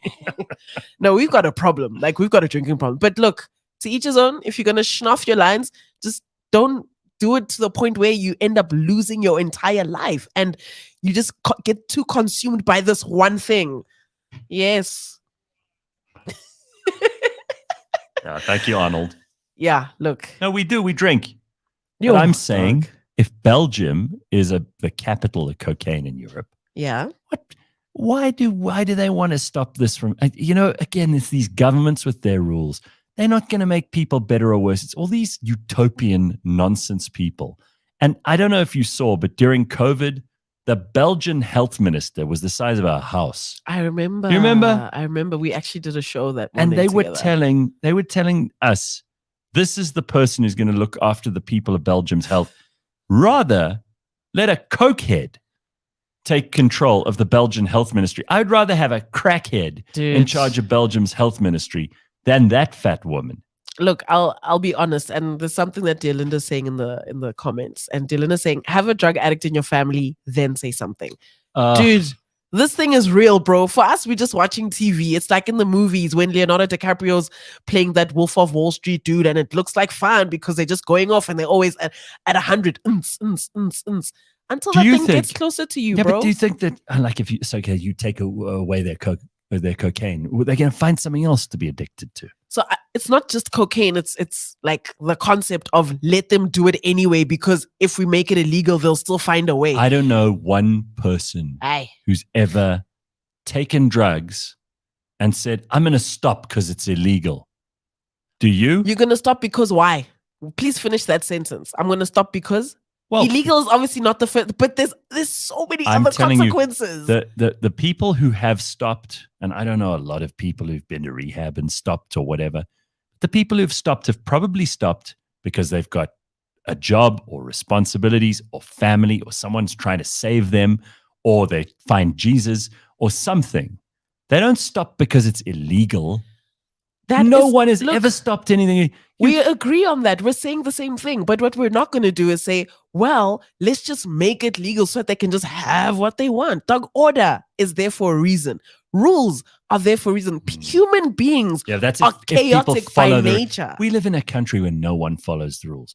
From the people at the top to the people at the bottom. A friend of mine was telling me the story the other day. He was arrested for speeding a bit fast. Right? Obviously speeding a bit fast. He was driving down like one of these William Nickel or whatever. And there was this huge roadblock and all the cops were there and stopped him. The guy gets into his car or whatever. And they made a plan. Sure. Now, I know there are a lot of people who will say, oh my God, then you're part of the problem. It's corruption, blah, blah, blah. This guy, this friend of mine, he didn't want to go to jail. Sit in the police cells for the night or for the whole weekend, as the case may be. And the cop didn't want to exercise his responsibilities here. He wanted to Georgia. Yeah, and buy something nice for his family or who knows, you know. And to me, would I rather have that than what is going on in Australia? And again, I know people are going to lose their shit over this because there are a bunch of people who still think that we live in a capable state, and we don't. The guy who's in charge of our police in this country wears a stupid hat and talks absolute shit on the news every night. This is the guy in charge of the police, and you want him to execute his responsibilities effectively? That's like expecting the lunatics in the mental asylum to be able to run the place. I am not one of those people who believes anymore in the capable state, because we've been shown that none of the guys in government seem to know what they're doing. And in the bureaucracy, they also don't seem to know what they're doing. I mean, there's probably such a backlog on cases of all kinds of criminal cases in South Africa that I don't think they're even going to lock people up in the next couple of years. It's just going to be whoever's in jail just stays there, and whoever's on the outside just bribes their way to stay out. And if you're an evil criminal person, and I really distinguish between someone who's driving fast and doesn't cause an accident and bribes his way out of a fine or out of jail time, and someone who's actively going around murdering people. Sure. You know, I don't think that they're the same. I mean, South Africa, we know our priorities. The list is different. We busy with the wrong things. That's clear. It's the wild, wild west, says Sean, and he's right. Republic. No, it is. Yeah. There's a lot going on. But look, Gareth, we've said this before. We're not going to pack up and go. We know that we've got problems. Let's rather focus on finding solutions. And again, we know who the people sometimes are not going to fix. We know the government's not going to do shit. The solution sometimes is Chocho. The views of the Gareth Cliff Show are only the views of... what have we endorsed this morning? Legalizing drugs and not obeying any laws. It's great. I mean, this is coming from somebody who studied law. Yeah, right. Look at that. Look, embarrassment. To each his own. To each his own. No. But it is what it is. All right. Listen, we want to take one or two more calls. Yes. We haven't done that this hour. We did that in the first hour. The number is on the screen if you're on the YouTubes, 083-295-5769. 083-295-5769. We want to take some phone calls. We're testing out this new thing, and we're enjoying ourselves. We're enjoying taking the live calls. It's nice. It brings a different layer to the show. I mean, the comment section is obviously like the Beyonce. Like, that's where it's popping. I don't think so. What? No, I'm over that's why I wanted to do phone calls. I'm over the comment section. There's room for the phone calls, but the comment section for me, when I'm watching and listening to the show and I'm not on the show, I love it there. Like, there's many conversations happening. Everyone's doing their own thing. It's nice. Like, you know, there's many things here. Then you can phone. Now you can join in and comment and be part of the cult. Sometimes you can be on the show. It's nice. Giving everybody an opportunity. So a couple of comments here on Dear Linda. She says, one thing I believe we humans are incapable of is being completely free. We need laws. Agreed. Sure. To quote every lawyer ever, says Slippery Pickle, you can do whatever you want, just don't get caught. Is that what lawyers say? I don't know. You studied law, Gareth. You tell us. I don't know that lawyers say don't get caught there. I don't know. Kind of sounds like an episode of what's that law show with Mo Harvey? Cunning Stunt says, you do what you have to do here. That's exactly right. Sure. You do what you have to do here. Sure. All right, let's take a call. Let's see what's going on over here in the phone calls. Hey, good morning. Hello. Yo, morning. what's up? Good morning, guys. It's Yonda and Ricky here speaking. Who? Yonda. Hey, Yonda. Hey, what's up? Yeah. Yeah, what do you want? Oh, good. Gareth says, what do you want? I actually wanted to ask Gareth when he comes to my town in Cape Town, the Mavericks, he was just supposed to let me know so I can make sure we all go to the party he was invited to. Dude, Yonda's talking about that conversation that I had, which I posted on Instagram with Mavericks, because I talked about how great they are when the State of the Nation address happens. Yeah. Sure.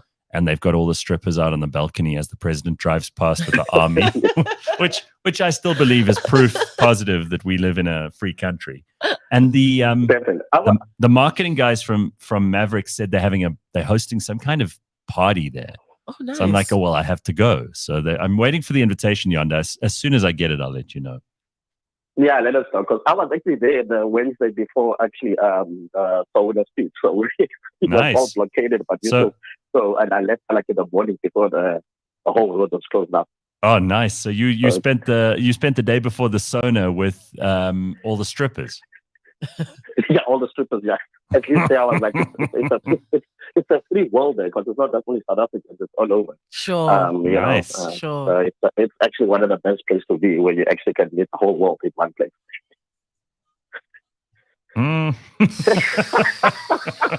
Hectic. I didn't go that far, but it's really a great show, and I'm really glad to be able to call in. Yeah, I know. Isn't it way better? Yeah. Isn't it just so much better to be like talking rather than in the comments? I mean, you have to type. Some people are driving. I mean, you can call in while you're driving, for heaven's sake. Correct. Yeah. That's actually brilliant for me. As I said, sometimes a lot of characters are actually not enough for me. So I usually want to have a few questions, or at least, especially when you're saying something that maybe I don't agree with. Well, now you can actually call in directly. You can call in whenever you want. Because whether I'm in the studio or I'm doing it from home, we can do this. That's way better. Really appreciate it, guys. No, this is good. And then enjoy the rest of the Tuesday. All right. Thanks, Yonda. All right. And then just for Lebang this morning, someone says, smash those like buttons, because otherwise we're going to have to mention air fryers. And you guys don't want that, do you? I mean, I've got recipes ready. I'm ready to tell you guys what's happening in the world of air fryers. I might even have it in the car. Oh, boy. Please do. I bet you don't have ingredients. I can find them. Did you not hear what I did? I sent an email to the staff saying I want 100 Rand bucks from everybody. 100 Rand bucks. 100 Rand bucks. That's how excited I am. I can't even speak. I've asked everyone to give me money. If somebody has sent me money, I'm going to buy a full chicken right now, and we'll do like a lekker lunch vibe. You like this, huh? This air fryer is your favorite thing in the whole world. Dude, it's like the world is just sleeping on it. Like, save yourselves. Twitter has just fired another 200 employees. Hi, bo. No, I think this just proves how many people they were useless in the first place. They clearly don't need them.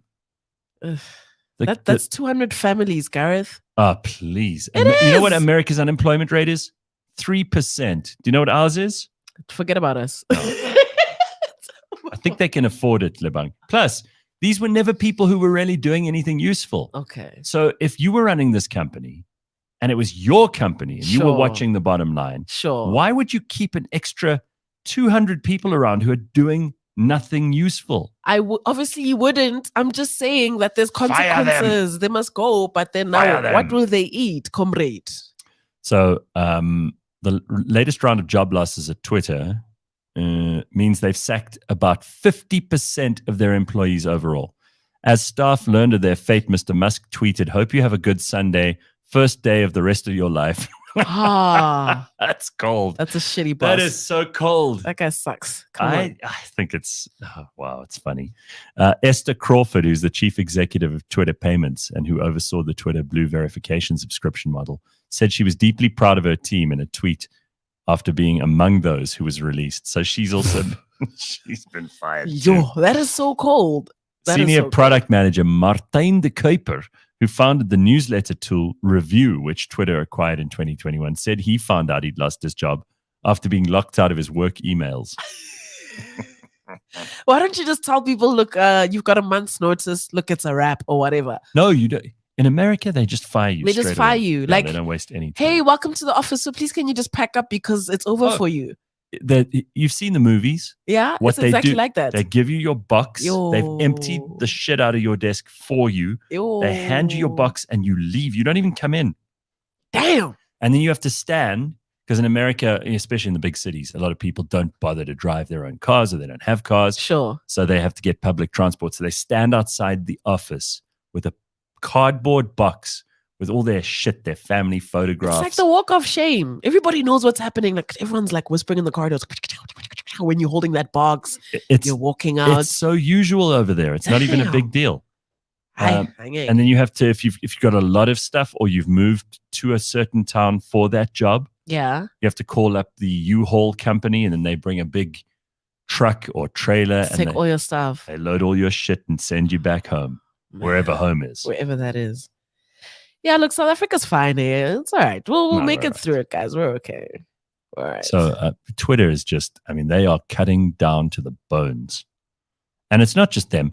Amazon, Microsoft, Google, they've announced tens of thousands of layoffs between them, but the cuts across the industry are wide-reaching. At the end of January, more than 10,000 jobs were lost in 8 days across 6 large tech companies, including Spotify, Intel, and IBM. Damn. Yeah, but these people were obviously not doing anything useful. Yeah.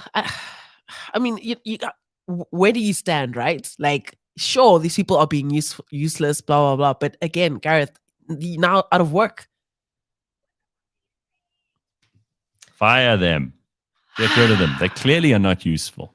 Yeah. Look. Time to get rid of these people. Shame. Sorry, guys. I know all 200 of you are listening. Sorry that you got fired, bro. No, I don't feel sorry for them. Listen. Companies are not there to just employ people for no good reason. If you're not bringing in the money, if you're not doing something that's useful, get out. I know a couple of people in South Africa who just got retrenched like last week at very big advertising agencies. It's very bad, Gareth. It's bad. No, it's horrible for them. And these are people that actually work their asses off, hey? I'm not just talking about these Twitter bots. Like, these are actual humans. You know what it's like in the advertising business? You lose a client, those jobs have to go. Sure. It's literally like that. Oh, cutthroat. So cutthroat. Oh, man, it's sad. If you give them notice, says Parallel Parking, they will sabotage. Here in South Africa, you give them jobs and they sabotage. Oh, it's all right. Hot Nut says, I can't believe Yonder's a guy. You see, again, this is why we got to do phone calls. Yeah. Because then you can hear people. Sure. And I want to see if people be as confident as they are with their fingers. You know, it's so easy to sit there. You guys, hey, call us. Keep that same energy. Mm-hmm. Yeah. All right. Well, you can call us now, so at least you know. Yeah. The lines are there. They're open. We're not going to take calls all the time, but it's there if you want to give us a shout. All right. So we got something interesting in a little while, because I don't know if you have been paying attention to the banking sector in this country. There are all these new players. We've spoken about Capitec before. Sure. We've spoken about digital banking. One of them is Time Bank, which is new. Yeah. And we're going to speak to someone called Linda, who is the chief marketing officer there. And the reason I want to have her in is to talk about how digital banking has evolved. Sure. And to talk about how different it is now to the way that it was 10 years ago. Sure. How they get clients, how they keep clients, how the whole world of banking has changed. Yeah. Like, one thing I know is that South Africa is like among some of the best banking systems globally. I was chatting to Greg recently, and he was saying that they're just still using checks because he just moved. That's I say Israel. They are still using checks. Oh, and I was like, in America, damn, they still use checks. That's crazy. Yeah. That's like, it feels so archaic to us, right? But there, it's like, it's a staple. So the fact that Time Bank is taking it a step further and really like got into this digital field and are I guess milking this, this thing. It'll be dope to check it out to hear more about it. All right. So a few things here quickly. I got an email from Steve who had the following to say. So I think this is quite interesting, because I always like it when people catch me out in a hypocrisy. Hey Gareth, I listened to your discussion this morning. That was Thursday, and I found some inconsistencies in your thinking re censorship. Earlier this week, you were mentioning that it is stupid that they're changing some of the language in Roald Dahl's book from fat to enormous and stuff like that. To be fair, I 100% agree. This is fucking dumb. So that's Steve. Steve and I are on the same page here. Sure. Then he says, this morning, you were then saying that Tanzania, who are banning and taking out pages to fit their culture, is good, as they don't subscribe to wokeness. While I am of the opinion, as well as I'm sure 99% of your audience is, that wokeness is cancer, you cannot have double standards from your thinking that Roald Dahl's changes are bad and that the Diary of a Wimpy Kid's changes are good. I'm sure that I'm missing something, so I'd like it if you could clarify the difference. Well, Steve, you've just proven that I didn't. Obviously, when we do this show, it is, and I'm not making an excuse here, because we obviously cover a lot of ground in 2 hours every morning. But yes, there are huge logical inconsistencies in that. Now I have to choose which one I think is actually the right one. And I would say probably I would err on the side of free expression. So I would err on the side of do not ban books. Sure. Even if it's to protect your culture, or, you've got a very conservative political situation or whatever it might be. We've got to err on the side of the book being able to be published and being able to be read. Yes. I'm nervous about kids just being exposed to anything, because I do think that while free expression applies to adults, if you're a child, you shouldn't be exposed to like radical, ridiculous shit, bad ideas, porn. That stuff shouldn't be put in kids' faces. Sure. So I think that there is a difference there, but by no means am I trying to defend my inconsistency. You have done very well, Steve, to point out that I am also a hypocrite, just like everyone else on Earth. And a human being. Yes. So I own it, and mea culpa, and I'm sorry. And yes, I've had to review, but the show is like a first draft of everything. Sure. It's like original thoughts right off the top of the dome. We don't really have a lot of time to sit and like find the right one or the wrong one. There's only the one that you feel and right? So it's live. Yeah, it's live. We don't have time to. You know what else is live? Think everything through. The phone calls. Are we doing more of those? Us. Let's do a couple of more, man. All right, 0832955769. Let's get you exercising on this front. Yes, I like how Steve in the comments is defending himself, saying that's not me, by the way. So the Steve that sent the emails, not the same Steve from the comment. Oh, right. Okay, there's a guy defending himself in the comments. That's not me. Hey, I didn't say anything. That's not me. There has to be a different Steve. I agree with everything Gareth says. Kane says, is Doreta forced to open a case? It looks like Auntcle Balula is demanding it. Okay, so yes, I think he has to, because otherwise he's going to find himself in the crosshairs, right? Because if he almost has to now say, this is the person I'm talking about. That's the only protection he can create for himself now. Sure. And as we said at the beginning of the show, he has to do it. I mean, I would be fully in favor of him doing it. He has to do something to back those statements up. You know what? You can't just all willy-nilly point fingers and then say, yeah, well, I've just pointed by. Now it's going to be like, take a step further. Otherwise, you are exactly what Fikile is calling you, which is just you're a muckraker. You're throwing around all kinds of allegations. And it makes you sound like a bitter and twisted person who's been pushed out of your job because you didn't know what you were doing. Give us evidence. Whereas if you can actually say these are the people, name names, give us evidence, then you're in the clear. Exactly. Then Fikile looks like an idiot. Also, uncle. So we're saying aunt and uncle. No, but you know why? Because he wears those horrible glasses, those granny glasses. Oh, okay. Horn-rimmed. He does sometimes look a bit transgender. Let's be fair. Twin plug energy. That's cool. Do you? Yeah. No, sure. I saw he was wearing a shirt that cost like 6,000 grand. 6,000 the other day. 16,000, I mean. What? And everybody was, there was a shirt that cost 16,000 rand that Fikile was wearing. And everyone was like, oh my God, you see why I can't stand it here? You're wearing a shirt for 16,000 rands. Yep. And like people did research. 16,000 rand. Dog. On a shirt. Dog. What was it made of? Cloth of gold? And it actually looks terrible. It didn't look that good. He's got no fashion sense. Did you see when he wore that thing with the train tracks on it? Oh, man. Get him a stylist. Exactly. Get that man a stylist, bro. Somebody needs to tidy up his wardrobe. But also, this is kind of, at least he's got some character. Again, I'm not going to defend Fikile. There are lots of people who are saying rude things about him, and you can carry on doing that. And I certainly don't. I'm not his biggest supporter. We've had our run-ins in the past, you know this. But at least he's got some character. Show me the last interesting thing Nkosazana Dlamini Zuma did or said. Exactly. She's about as boring as they come.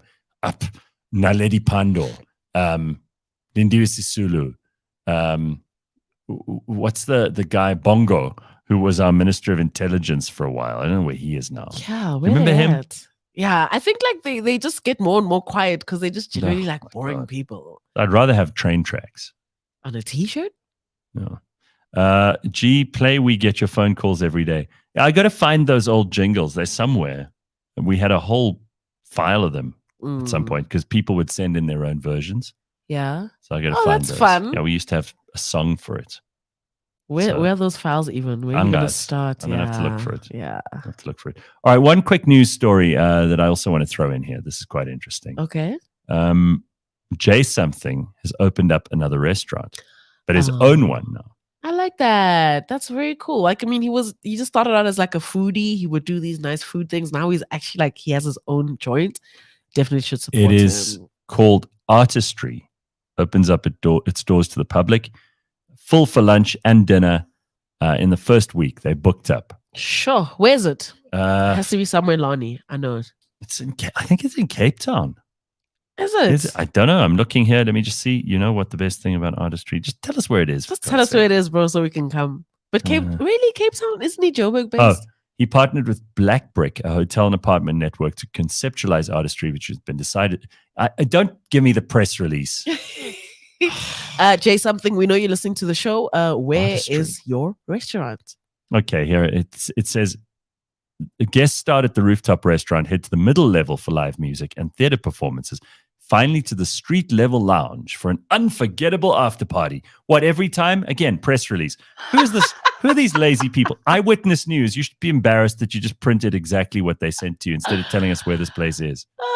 It's in Johannesburg. It's Artistry in Johannesburg. There we go. You see, I had to dig like an investigative journalist to try and find out where this place was. That's not a good look, guys. That is not a good look. So wait, after you eat, you go downstairs and it's a party.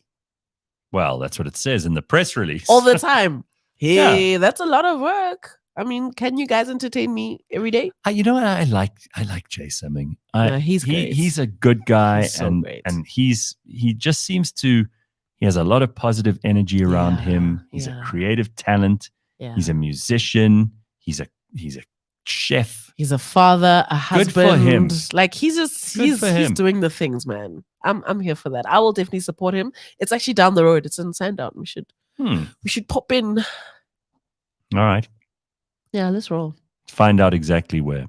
You know me. Yeah. No, give us the exact location. I think it'll be dope. This is what I don't understand. You print something like this in the news, but you don't tell us the address. Dude. You know what it is these days. They just literally take the press release and they copy and paste it. There's no more original thinking. There's no more some intern probably did that. A junior. Yeah, some intern filled that in. Hey, good morning. Hello there. What's happening? Nothing is happening. I just want to say I love your show. I know you know that. And you want to pretend that you don't have a heart? What? I think you pretend you don't have a heart. Ooh. And you do. Ooh. Wait, firstly, who is this? Who are we speaking to? Mom, will you stop calling in? No, who is this? It's Jolinda.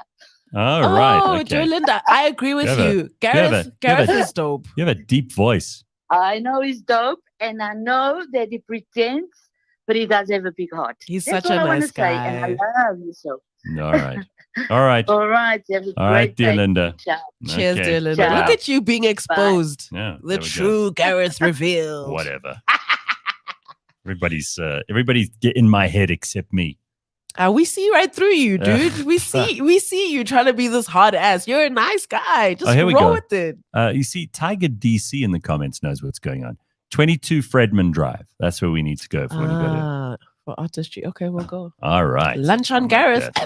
No, you've already said 100 Rand Braai. No, hold on. You said 100 Rand Braai, and then you told us that you're going to do air fry some chicken. Yes. You are at best you can come in 3 meals from now. Fine.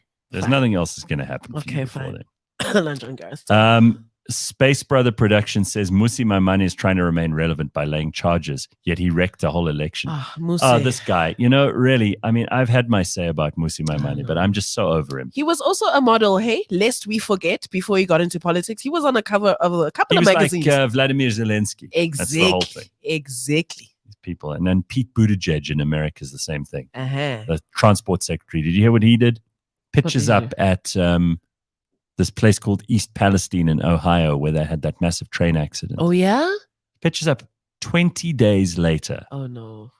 And then can't even get his photo shoot right. Oh, no. And all he's there for is the photo. It's the photo shoot. He's he's a performer. That's the whole point with him. Sure. It's all about the PR. Anyway, I mean, look, if you expect more from politicians, you're going to be disappointed. That's all I'm going to say. Yonda says, I was about to say that there are places called that name. Cliff Central, we should start our own restaurant. No.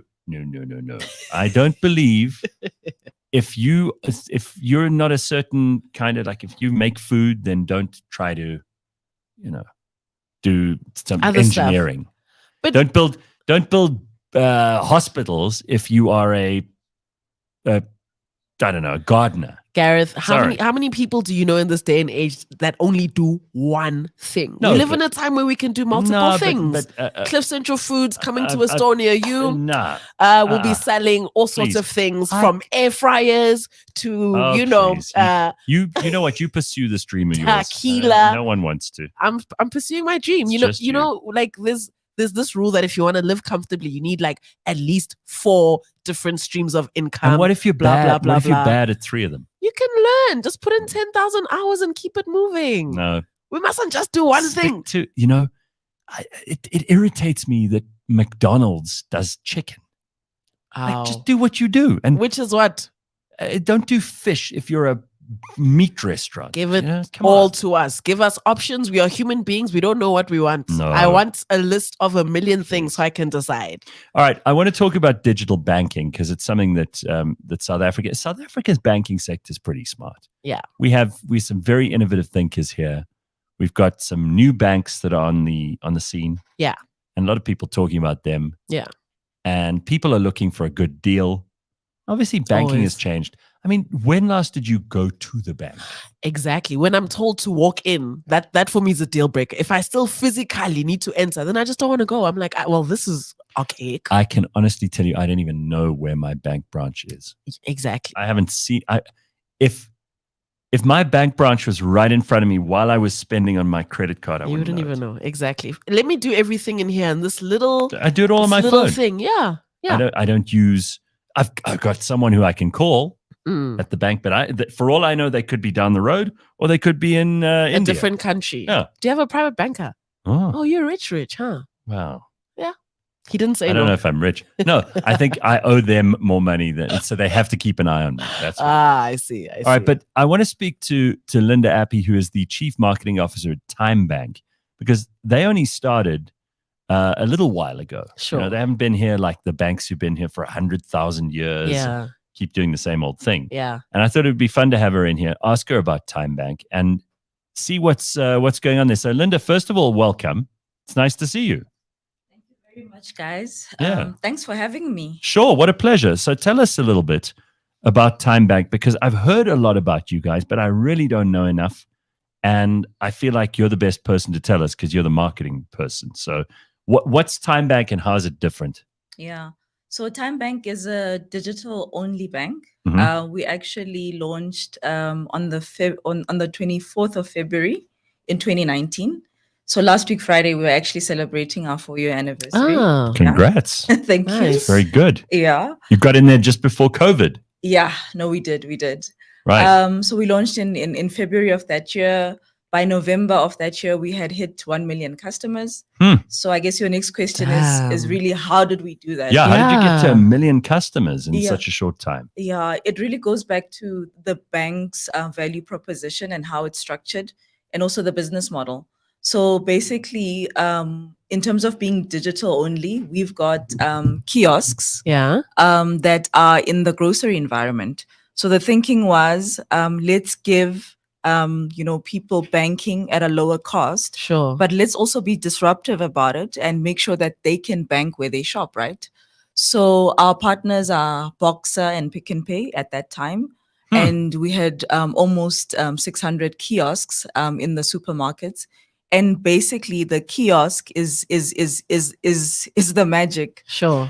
Because basically what you do, you go up to the kiosk, you scan your fingerprint, and by doing that, you are going through a process called KYC, which is Know Your Customer, that is linked to the Home Affairs harness system. So there, Gareth is scanning his fingerprint, his details are coming through. It's asking you. I don't need to fill in 10,000 forms. Zero, no documents. Right, but so we have a couple of things in this country that make it really interesting from a banking point of view. There's still an enormous number of people who are not banked, right? There's still thousands and thousands and thousands of people who keep the money under the mattress.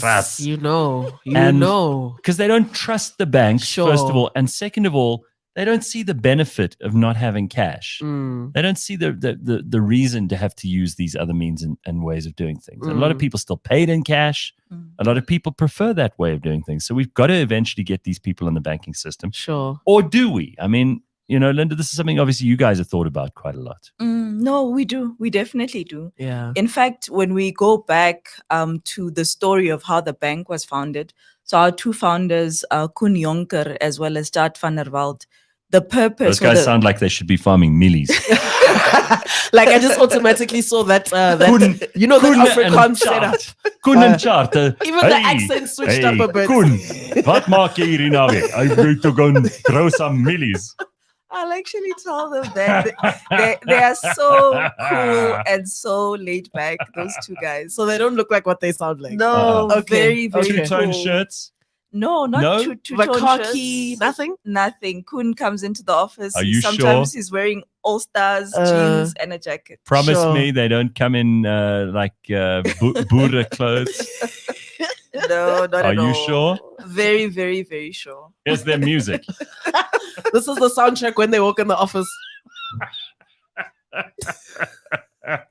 Shame, Linda came here to tell us about the bank and now we're ripping on her bosses. And they're probably such nice people now. Yeah, but it'd be like that. It'd be right, like that. So why did they come up with this idea for Time Bank? Okay, so they must be smarter than us, Lebang. Yeah. So Koen spent a lot of his time he started off as a lawyer and then moved into banking, but mainly community banking. And he was within Deloitte, right? Okay. And between the two of them, they'd already started a business. They were partners, and they'd been, working or meeting at a time in South Africa where there was a lot of political upheaval, so they were involved in that as well.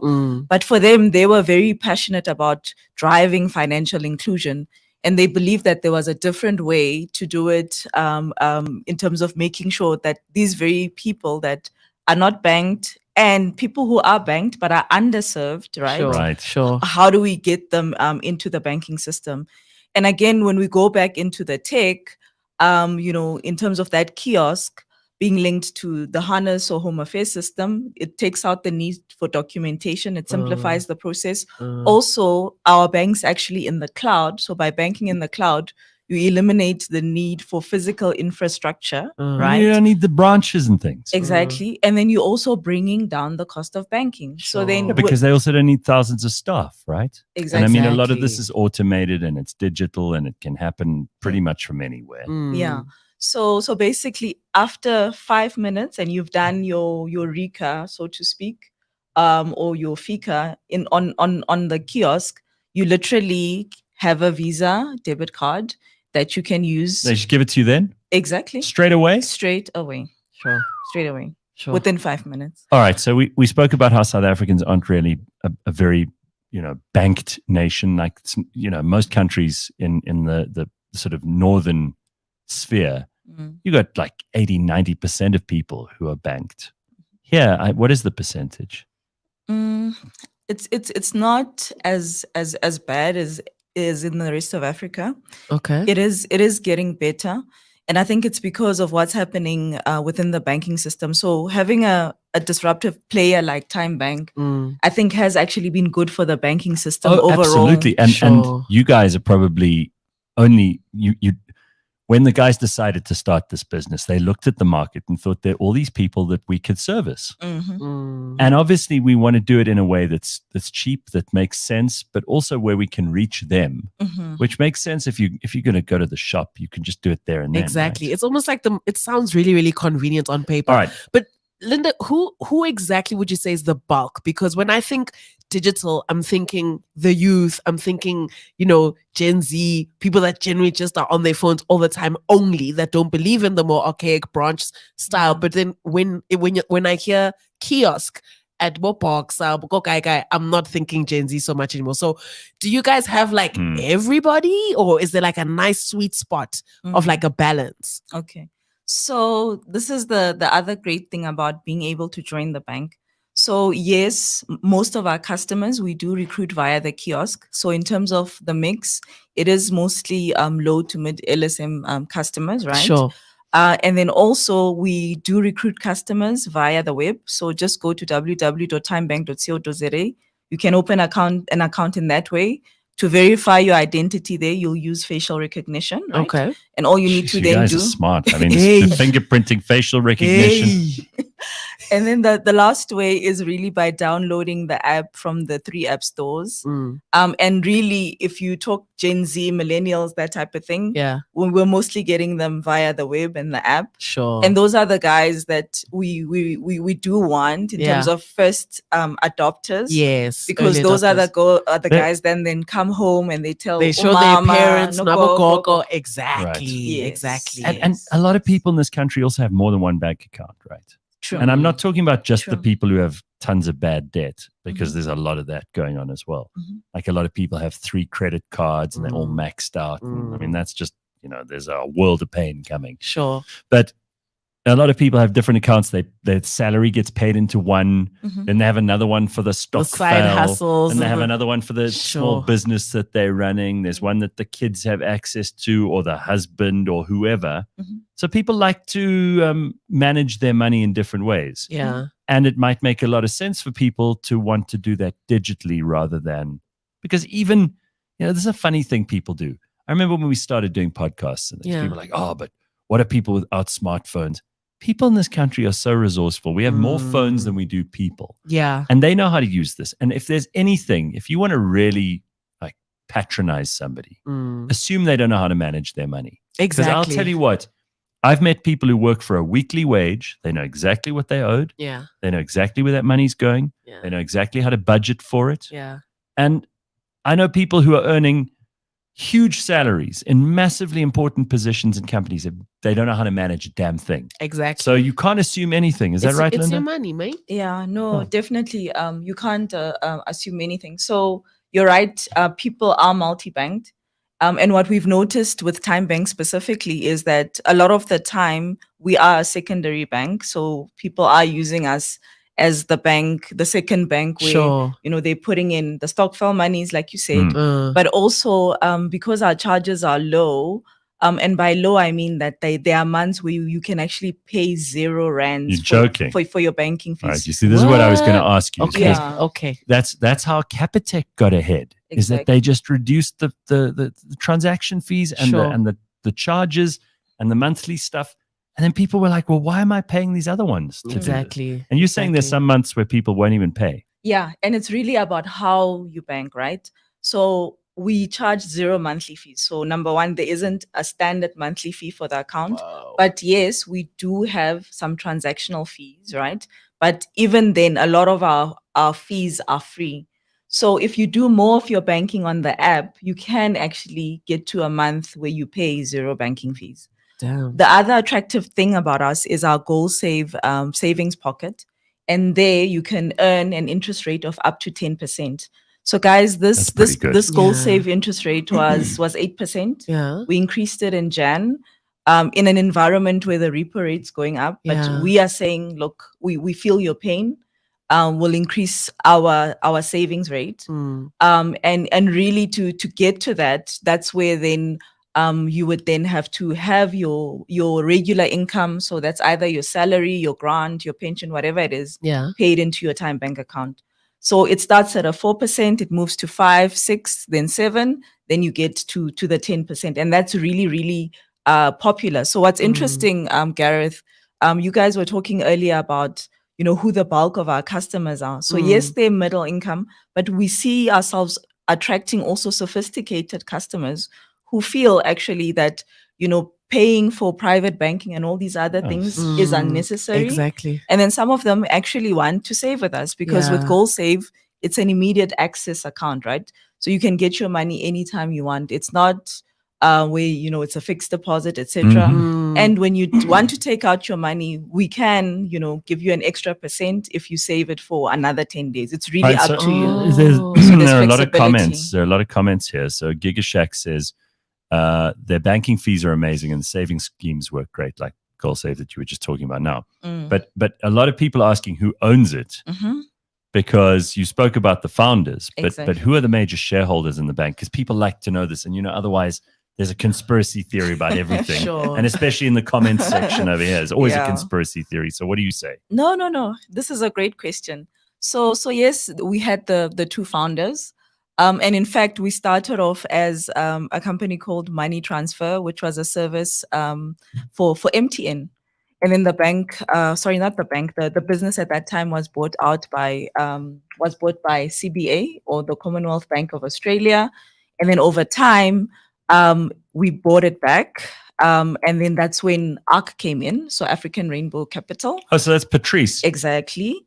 And Patrice Motsepe. Yes. So in the initial deal, I think he had about 10%. Then over time, he had a major stake in the bank. So he is still our majority shareholder. We do have other shareholders because we're a startup. What we do have to do is we can't rely on one shareholder. We have to go out and do investment rounds and things like that. So we've bought in the likes of Apis, the likes of Tencent. So we actually have had, I think, over the last 2 years, about 2 investment rounds. I think that have been good for South Africa as an economy, because we've brought in quite a bit of money, and that allows us to expand the bank, right? Sure. And it allows us to penetrate and get to more customers. We can invest in the bank. So I see also questions like, have we extended our footprint, which we have. Yeah. So we've just got it into a partnership with the Foschini Group, the largest, one of the largest retailers in South Africa. Okay. And right now, guys, you can actually go and open an account at a Markham's, at a Jet, at an Exact. Sure. Because we've added an additional 600 kiosks there. Yeah. And then that allows us then to be able to get into... And these kiosks obviously are cheaper than opening up branches, but it's also expensive to add like 600 kiosks to shops like this. It is expensive, but of course, that's why you need the investment money. Exactly. So, but I mean, it's a joint partnership. How are you making money if you're not charging fees? If most of it is digital, and you're building all these kiosks, like how does the bank is banking still so lucrative that you could still make money? Yes. Wow. Yeah. Banking is lucrative, but I think like all businesses, it takes time. And I know recently there was a debate around the fact that we don't make a profit. Yes, that is true. We haven't broken even after 4 years. And guys, it's not just us. If you speak to the other digital businesses, they will tell you how long it takes to break even. It's a long game. I mean, Gareth, you don't Central. Nobody just suddenly wakes up one day and they've got all the money. Exactly. But our target though is to break even this year. So when we break even, then we start getting into the money, because it's a mix, right? It's a mix of transactions, but it's also a mix of volume, but also the types of lifestyle products that you can provide to customers. So we've got things like the credit card, more time, and other products that I can talk about. JP in the comments says, is the maximum for a cumulative goal save 200,000? It's 100,000. Okay. All right. So these are things that people can, this is doable. All right. And I'm genuinely interested here. This is an interesting one. Mongezi says, I heard a rumor. You've got to be careful about these rumors. The Time Bank allows you to withdraw your salary weeks before your actual payday. That's a lie, right? I mean, there's no money in the account. How can you draw money? What are you withdrawing? Air. Yeah. Where do you think that's coming from, Mongezi? Mongezi obviously works for a major auditing firm. Sure. Yeah. So Mongezi does have his story right, but the timing is not correct though. So we do have a product called Early Pay, right? Mm-hmm. Okay. So Early Pay allows us, if you have your regular income put into your Time Bank account, it allows us to give you your salary the day before. So on the 24th. Yeah. In advance. Yeah. Sorry. Okay. Yeah. So there's Early Pay. Yes. So you get your salary the day before. Sure. Then, like I said, Mongezi, just in terms of the story. So that's the first part. The second part is we've got a product called Time Advance. Okay. So what Time Advance is, where you can actually access your earned salary. And I think that's important. Sure. You can access a part of your earned salary before payday. So there's two things I want to clarify. Early Pay is automatic. It's free. You don't have to sign up for it. The only thing you need to do is to have your regular income paid into your Time Bank account. Time Advance actually requires you to approach your HR department. And then also we as Time Bank, work with your company to make the specific arrangements. And then for the advance, we charge about 30 Rand. That's pretty clever. I mean, I don't know of any other banks that are really thinking fast on that level. I mean, living in South Africa is a sport. Linda, you mentioned how you guys are growing. I'm curious about your guys' plans to actually branch out into other African countries because, like we said, a lot of Africans in general, not banking as much, undocumented, just going through the motions. How are you guys planning on making sure that you capture that market? Because we've got next. The whole globe wants a slice of Africa now. So where are you guys at with that? Good point. Yeah. So, I mean, our strategy has always been to be a multi-country bank.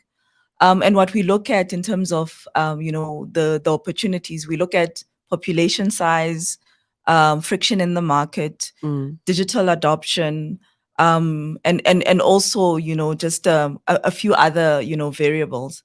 And at this point in time, I mean, it doesn't mean that we'll never go into Africa, but just suffice to say that we've already taken this very same business model, exactly the way it is, and we've taken it to the Philippines, and we've launched a bank there called GoTime, and that's doing really, really well. Okay. So guys, I mean, imagine, a South African story like this, where we were able to take something that was built in South Africa into another country. And when we engage with our global counterparts, the Time Bank story is amazing, even for developed countries like the US and the UK, because those banking systems are so, they're so structured, which then makes it harder, for them to be able to bring innovative things like this. So I think as South Africans, we should be proud of the types of innovations that we can bring to the market. Yeah, I like that. Well, it's very nice to have you here. And thanks for coming in because these are all things that I think a lot of us are thinking about. So it's good to get some answers. And all I can say is well done. 5 million customers. Not a bad place to start. Yeah. And we'll keep watching your story with interest. Thank you, Gareth. Nice to see you. It's 6.4 million. Hey. Counting. Hey. Apologies. Sorry, that's 1.5 million people that you've just left out there. That's like me leaving out one of your children when we. How dare you? Exactly. All right. Well, thank you, Linda. Linda is the CMO of Time Bank, and you can find out more from them. Obviously, look them up on the internet. They're all over the place too. Digital only. Yeah. And that brings us to an end of this morning's show. We will see you tomorrow. Bye. Bright and early.